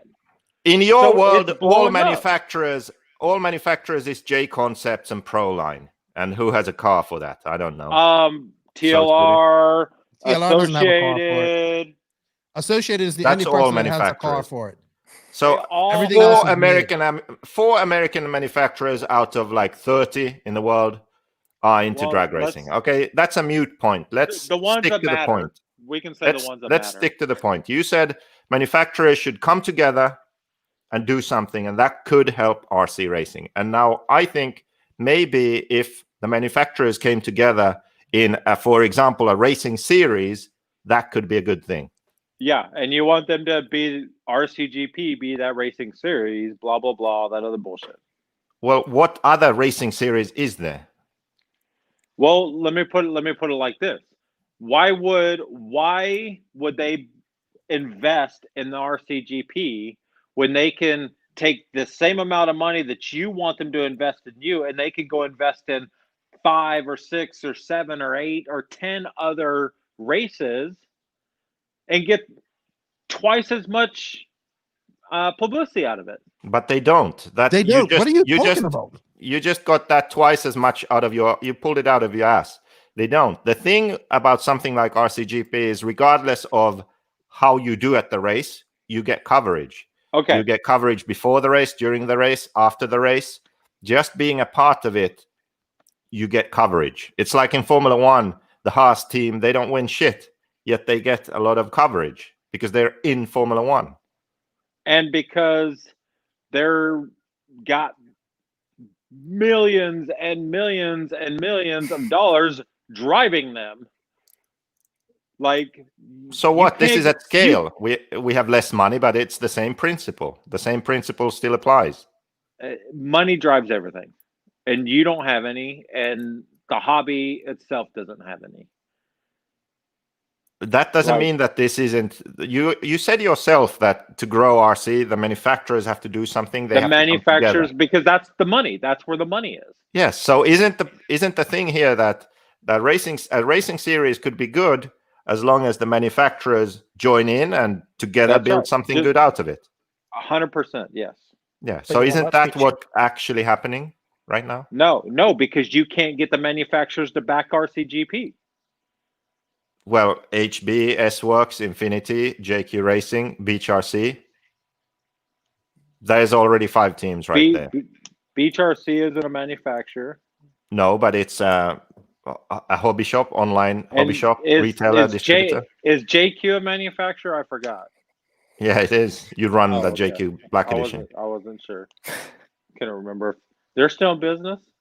I am. Oh, okay. But you're never going to get it. Well, let me I just don't get your argument. You're basically agreeing with me, but just thinking that it's unlikely that it will succeed. because they're not going to back they're not going to back that series. Well, what series are they going to back? A non-existent? I don't one? know if they will back any series. Because well, what other honestly, solution is there? Because I don't think they're as committed to the off-road racing scene as you would want them to be. Right now, they're committed to drag racing because that's bringing in the money. So they ruin it. They're committed to whatever, any form of racing. They're committed to whatever's going to bring in the money. And off-road racing isn't bringing in the money. Well, because everybody's got a deal. That's why. Well, then that needs to change. Like, there's 1,000 things they can change. That's exactly what I wanted my rant to be about. But anyway, Joseph changed it. For the drag racing thing, I agree with you. Drag racing's blowing up right now. It's because of the no prep stuff, but I think the manufacturers will ruin it like they ruined short course racing. Yeah, but you know the difference. You know the reason why I think that the no prep thing it may not last as long term as off-road racing has, as far as RC goes. But what are the biggest highlights to it right now? There's money involved. People are winning money everywhere they're going. It's relatively inexpensive to get into, and it doesn't take nearly the amount of skill to do it as off-road racing. Yeah, you also get like 1 second of track time a day. It's the dumbest thing ever. But you win money. But look at this though, JQ. It's right up your alley for your whole little just show up, go run your fucking line, and go home. Yeah, but that's never gonna last. But guess what? This race that they're having, no point even in talking about it. You know what? Everybody wants to hear what you have to say, Scott. By the way, everyone. Sorry, SJ. Yeah. It sounds like you're both agreeing, but just don't want to agree. No, we agree on the fact that RC is boring, RC is time consuming, and RC needs a lot of help. Yeah. We just disagree that the RCGP is the end all be all that's going to change all that. But I don't know. But only you are saying that though. But you seem to get very annoyed about it, but it's an attempt. Surely an attempt is better than just going, yeah, it's fine. Fuck it, it'll be all right. Well, if it fails, I would agree with that. I would agree with that. It is an attempt. If it succeeds, great. If it fails, it has shown a way of how not to do it, and then the next one will be better. I agree with that. See, look, somebody who's sensible. I think he just doesn't want to argue with you about it for the next 2 hours. He scares me. I've heard some of the rants. I'll need another piss.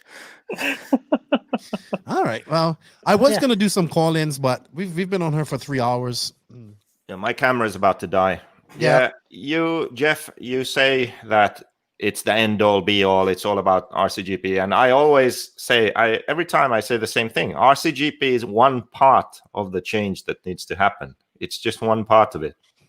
You don't see the big picture, or you refuse to. No. I know. I understand your big picture. I totally understand it. My thing is how long is your goal to get there? Like at some as long point, as it takes. But see, at some point you have to have some sort of deadline. You got to be like, hey, I want all these tracks to go live by this time, or there's no time frame. It's just whenever. So you want all these manufacturers to pay into it and do all this stuff, but you don't give any type of commitment to say these changes are what our primary focus is. We want to change these things about RC, and we're going to do it by this time. Well, because it's impossible to give that timeline. It's just like whenever. If it happens, I don't know. We're going to try. It's an attempt. But the brands give me all your money so we can do this. And if it happens, it happens. The brands that are committed to RCGP know what the goal is, and they agree with the goal, and they're committed to being a part of it and doing it until it succeeds. Well, see, but that's where you're wrong in this whole thing. You can't, like, you got 2 or 3 people that are okay with that philosophy, but in order for it to truly be something and to truly get people behind it, you got to give something more than just when it happens, it happens. The thing I would say is you can see progress over time. If you look back 2 years ago, there was nothing. Then there was an idea and a website. Then there was the actual series, and now there's no series. There's COVID and no international racing. Pretty much. There's Driven. There's a video series, and then it will go on. Like, you will see constant progress. If we had $1 million to spend, the progress would be faster. Because we don't, the progress will be slower. But it's still progress. But right now you're telling me, so you're showing me as a consumer, you're showing me that your commitment right now to RCGP is videos. That's all you care about is videos. But yet No, you right want to now go on there is here, no racing. But right now you want to go on and you want to continue telling everybody that you're going to change the industry by the way how we race and by how much fun it is and all this stuff with tracks and locals and all this other stuff, but yet there's no commitment in that. Like you say, there's a beta version of this website, but nobody fucking knows about it. Nobody sees about it. Nobody hears about it. All you're doing is pushing videos. Yeah, and the well, videos you're are getting two cool. Like things the mixed up videos are there. great. You're getting two different components mixed up there. I'm not. It's all one. It's all RCGP, correct? No, House of RC and RCGP are two different things. Like I said, RCGP is one thing. Okay. One So here you part go. of all See? this change that needs to So happen. I'm one person who doesn't even fucking understand that part. So I'm That's not You surprised. know why? Because we could literally present everything to you, and you still would no, I disagree and say guarantee you don't you, understand. I'm not the only one. I'm not the only one that doesn't understand that. That you're pushing two completely different entities. We're not. It's not two. It's a lot more than two. Oh actually. my fucking god! All right, well, we're gonna beat JQ this threads horse in to there death. too. or What? We've beat this horse to death. It's been 3 hours. We've had a good podcast. Let's just end on this note. No, we're not ending on that note. If you would spend as much time fucking Look at working Jeffrey. if you spend as much time working on your damn cars, you might have a decent product. I'm You have looking your forward fans, to though, Jeff. 2021. You have your fans. You don't want to listen to Jeff. We've listened to Jeff over and over. Jeff don't want to listen to us. Jeff, thank you for your time, dude. Thank you, Scott, for your time. I'm sorry. I know it's only going to be 10 minutes, but you end up being here and being. Hey, next time we rant, I want to rant about the sponsorships because Yeah, you know what? I actually had a good rant for that, but Joseph changed it because he wanted to get on his soapbox, and he's still the here. sponsorships is way more interesting than this fucking RC. Well, I actually had a great rant planned for it, and it's probably gonna have to be next week now. So, Joseph's camera just died, everybody, so he's gone. Yeah, my camera died. I wish that would have died like 4 hours ago. Not everyone's got a nice. Oh, okay, Anthony fixed Whiteside. Yeah, nobody's listening to Jeff at all. Yeah, I guess that's it. Episode 100, everybody. I just want to say thank you to every single person that supported this podcast from the start. I want to say I have to mention some special people because they helped me in the beginning. That was Joe Zaire, Savage Joe I should have written this down. Do I need to stay here for this, or can I go? No, you can go. Thank you for your time, man. All I right, greatly thanks. appreciate it. See ya. Bye. What a legend. That wasn't as fire as I thought it was going to be. But I want to say shout out It's to because he Joe doesn't Zaire have Jr. arguments. Yeah, well, can I say my thank yous and then we can get out of here, please? Thank you to Joe Zaire Jr. for helping me get started with this. Ran Out of Talent. He was the one who I remember Joseph said, hit up that guy, Joe Zaire. He knows how to make podcasts. And he helped me out. Then Aiden helped me out. Aiden Burke of the Extra Lap. The guys from A State of RC, Matt Hausen of MBM and his buddies, they've helped me out a lot. Tim Smith and those guys. Obviously, shout out to Track Walk, all of those guys, all of the RC podcasts, the Voice RC, Track Walk, Extra Lap, all these podcasts that are out doing their things now. Keep making that content. Shout out to Rip because that was my first ever podcast and I enjoyed it. Yeah, good stuff, man. Joseph, a year. Now, Joseph, I'm giving you one last chance to congratulate everybody on the 100th episode properly before we sign out. And shout out to all of the No Name RC podcast listeners around the world, man. It surprises me where we get listened to like big in Australia, Sweden apparently. And what camera are you using now, Joseph? Same. It's very slow, choppy. Shout out to my boy Salty Joe. Shout out to Mike Hill and Heather Hill, JB, with all of the JQ guys that have made this possible. All the people that I've met in this journey has been really awesome. It's really cool to go to these races and see and meet people and get to talk to you. I look forward to doing that next year. Thank you to everybody that rocks any NNRC gear. I greatly appreciate that. You go get yourself some from Beach RC. Yeah, Salty Joe. I use Salty Joe as my WhatsApp picture person. Yeah, shout out to all the patrons on Patreon that support us, man. If you guys wish to be a patron, I appreciate it. Every little bit helps. That money helps pay some bills, helps get new stuff. We're trying to do big things next year. I greatly appreciate that. The patrons. We still have to do a giveaway for this. I don't know who I'm going to give it away to, but let me see. I don't know. I'm going to just make a random drawing out of the people that's making the most comments. Sorry, this has to be an American because it's going to be shipped out in an American way. I'm going to give it to L Fids. I don't know if it's American. If he's not, then he can't get it. So if not, then I'm going to pick Miguel Velas because he's been a big supporter of this. Sorry, guys. I only have 2 to give away. But I have some. Sean. Yeah, that's right. Like I met Sean. Sorry, Sean.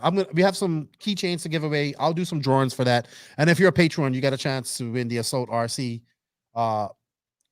tool holder. I also have 2. Good night, Mr. Ronafalk.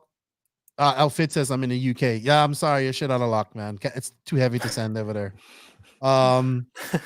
Sorry, I'm just getting caught up talking to people here. You guys are laughing.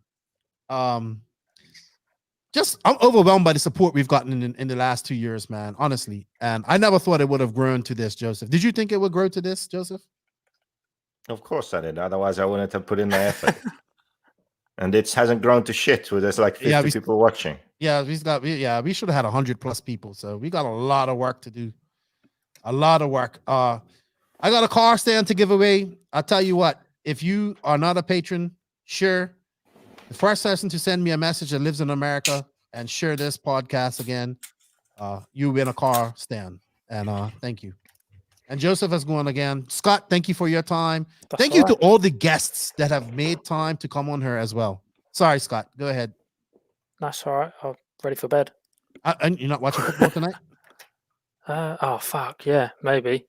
I don't work tomorrow, so could stay up. That's a shit game, though, isn't it? Shit game. I do owe you L-Fids. Maybe we'll figure it out, man. Maybe we'll figure out if we can get one shipped to England for you. So, or something from Beach RC. Yes, the European. Okay, L-Fids, I got something for you. I'm gonna give you one of those keychains. It's cheaper to ship. Sorry, Europeans, they live too far away, and Joseph doesn't have anything over there yet. So I want to get you guys something, but Joseph has to say it out, send it out. Message me, L-Fids. I don't know who I'm talking to, so message me. And the Aussies, well, Australia is really far away. I don't know how we're gonna get anything there. You guys have to pay for that. Yes, I agree. We need RC. We need to race at amusement parks and events. Joseph, are you still here? Yeah, I'd just like to say that 100 episodes now starts chapter 2. So we made it this far. Lefty's done a great job. I'm not on camera, so I can fake this. Lefty's done a great job, and there's still a lot more to come. We can unlock the potential in Lefty. That I'm sure of it. I've seen it. It takes some digging out, but it's in there. You have to slap him and smack him around a bit. But once you've smacked him around enough, he unleashes the beast. And the podcasting beast. So there's a lot more to come. Better quality podcasts and videos, more entertaining content. And that's one part of this that I'm talking about. We need the racing side to be more entertaining and more fun. And the podcasting videos, that's one part of it. RCGP is another. House of RC is another. IFSM is another. There's so many moving parts here, and eventually people are going to see the light. There's enough manufacturers, enough people already wanting change and backing change, and we're just going to keep at it. and we're gonna succeed. Yeah. Yeah. Here's to the next 100 episodes, and here's to all the support. Hopefully, we get some more manufacturers on board next year. Remember, if you are a company and wish to advertise in this podcast, please contact me. And we have something available for everybody. Remember the Patreon, everybody. Keep sharing, man. Hey, honestly, like the Facebook group's almost at 3,000. If we got 3,000 follow likes in Facebook, I should have 3,000 subscribers. We should have 3,000 subscribers on YouTube. So please go to YouTube and subscribe to our channel because we need that. We need to grow that YouTube channel. It's important to what we have planned for the future. So please go and sub to the No Name RC Podcast YouTube channel. And if you haven't liked our Facebook page, follow us there so we can grow that to 3,000. And our Instagram, our Instagram. So please just follow us on the social media. I can't be even more grateful for the support and love that people have shown me. No, I'm not going to cry like people think. I'm looking forward to the next 100 episodes and what we have next. And I just want to get back to fucking racing, man. I'm ready to smell nitro, ready to do things, get there and be around the people, man. That's what I miss. I miss the people. Like I miss being amongst the people and talking to them and learning, figuring out what's going on in their brains, what they think about RC. And getting down to the nitty gritty with what's going on at these races. And that's what we're going to do next year. Big time. Well, I plan on doing it. Thank you to everybody that's been a part of this, man. Big shout out to Ishmonger, David Isherwood, Jay Smoker, Greg Degani. They let us stay in their places when we go. Shout out to the New Mexico crew, all the Australian guys, Scott, Wally Builds, Jeff Keaton for his time, every single freaking guest that we've had on this podcast. Oh, we forgot to mention one thing. Who's the guest that I want on this podcast that I haven't had yet? I actually have two. I want to get Adam Drake. He's come close, but he's bailed out on me once. And I want to interview Uri Hootie as well. So good stuff. But maybe we'll get Drake on. But if I do a Drake interview, it's going to be no holds barred, the real, no PC Adam Drake that I want. So yeah, but that's never going to happen. No. Unfortunately, but he might. I mean, the interview can happen, but yeah, the real Drake isn't going to show up. No, but I wanted to loosen up a little bit and just be loose. And he has a great story. So I want him to be on. And, I don't care what anybody says. Drake is an important figure in RC. And I want to have him on the podcast one day. And many other people, lots more Europeans I want to have on, a lot more Americans, Asians, Australians. I really want to interview some of the South American guys, but it's a language difference.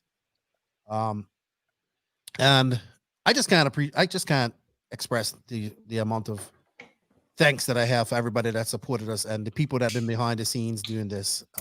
Joseph, shout out to you for forcing me to do this. Like, we fought like fucking cats and dogs before we did this. And we still fight like cats and dogs. And I thank you for getting involved in it today. I hope you can be more involved in it because it really helps. And I need to shout out to my buddy Ed O'Brien. He hooked me up too. And he hooked me up with some nice travel stuff and just people that have sent me stuff. Thank you. I appreciate that. People will send me stuff to help me out. And let's rock that Patreon and get more people and keep sharing. And then we can do bigger, better things next year and sub to that YouTube channel. Thank you, everybody. Thank you to all of our sponsors, RCMX Online, Techno RC, Beach RC, robsoil.com, manscaped.com. Don't forget, you can use the promo code no name to save 20% off that. Papa Willie's Traction Tonic. Prepare for victory of Papa Willie's Traction Tonic. You can go to papawillies.net. Use the promo code NNRC in all caps, and you will save 10% off your order. He's been a big supporter of the podcast from the beginning. Sun City RC, good luck to the Showers family, everybody at the Open this week. Have fun. Beach RC, I said already. Everybody have fun at Mod. Use our affiliate link if you can. Shout out to, obviously, my JQ Racing family around the world. One love to all you guys, man. Honestly, you guys helped put this podcast on the map. If it wasn't for you guys sharing this shit, making it blow up, I can't say where we would be. But keep doing it because I love my JQ Racing family. Excuse me. You're crying. Around the world. JQ Threads, Wally Builds, big shout out to Connor Ahlers. And remember, Nitro is the glory. E-Buggy pays the bills. If you ain't grinding, you're sliding. And don't listen to Jeff. He's just negative. And remember, hard work beats talent when talent doesn't work hard. Lefty. Let me make sure I get this right. Oh, Change is Bye possible. bye, everybody.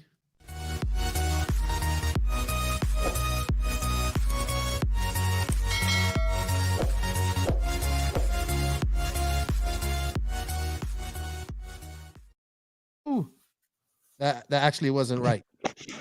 I messed it up. How did you I don't mess have that it up? in her. Oh no, it was supposed to be in her. What, the ending thing? Yes, I went through. You all made this a trouble to different do it. one? Yeah. Did you make a different one? Yeah, Why I don't you did. upload it now then? I'm gonna upload it. Don't go anywhere, anybody. I thought I had uploaded it. Man, I'm upset about this. Just another day with Lefty's super Oh. organized podcast. I just had Oh. Alice running, going, "Oh, you're still live! You're still live! Don't leave." She's been watching it in the other room. Oh. I hope this is it. How could I miss that? So It's upset normal. with myself, man.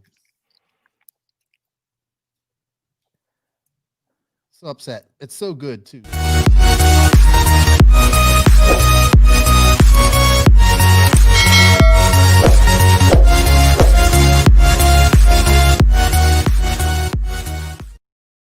I had this all planned. Where is it then? What are I you don't know, doing? it's not in her. Did you erase it, Joseph? I think you haven't set erased me up. anything. What is it called? I can't remember. Outro 2? No. No, that was it just now. NNRC outro. Oh man, I'm so embarrassed. I'm so You made embarrassed. You made an outro especially for this episode, and Oh, you no. lost it. I did. Really? I did. Man, I'm not happy about that. Where is it? I downloaded this. Oh man, what? That was gonna be so smooth. It definitely wasn't that. Yeah. But it's great. That's why I want to do it, because it's a tribute to everybody that's been a part of the NNRC. So I Well, have to hurry have it. up then. I am. It's downloading now. I'm sorry, everybody. I messed up. I know. There's still a few people watching here. Oh, this is funny. I'm never gonna live this down. Play it a third time, says Connie. I am. Don't worry. Oh shit. Oh my. Oh, Give me this one couldn't be any better. Oh my god. 1 second. Are you going to do One more second. lives? I think Yes, you need yes. practice. All right. By the 200th one, you'll be good. Yeah, this is the first one. This is like starting from zero. So embarrassed. Yeah. about it. Oh, what the hell? Where is it? We can still hear you, Keenan. You know that, right? I know you can hear me. What the heck? Keenan's whole life is a blooper. It's not in her. It's not like. Oh man, I'm so. This is upset. why you need to be organized with your I was files. organized, but I had this upper, but you sabotaged me. No, I did not. Yes, you did. You did this on purpose. I know Did you save it somewhere else under some other brand? Maybe No, I didn't, because I put it up here on a JQ brand. JQ brand. This is the No Name RC. I know. Oh, look, JQ stream. No. Exciting. Stop going through it, man.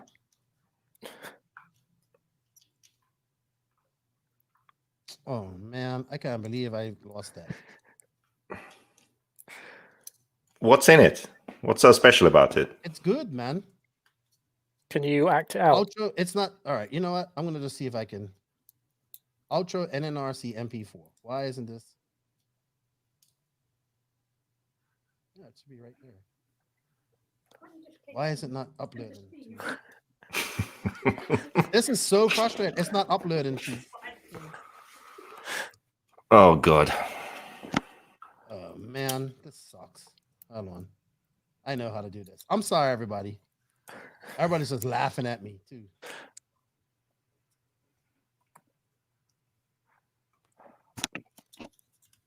I have to play it though, because it's really cool. Okay. No? Did you get it? I got it, but I gotta put it on full screen. Hold on. It's not exactly how I wanted it to be, but I have to do it. Yeah, my favorite comment. Lefty the Great, disappointment. Oh man. I'm so upset about this. You're disappointing the viewers. Actually, the viewers are going up. Yeah, but I thought we left. I thought, what was going on? Viewers are actually going up. It'll be Why can't embarrassing I if this do was this? the peak. Oh man, I'm so upset about this. There we go. Oh, you shared your screen to play it.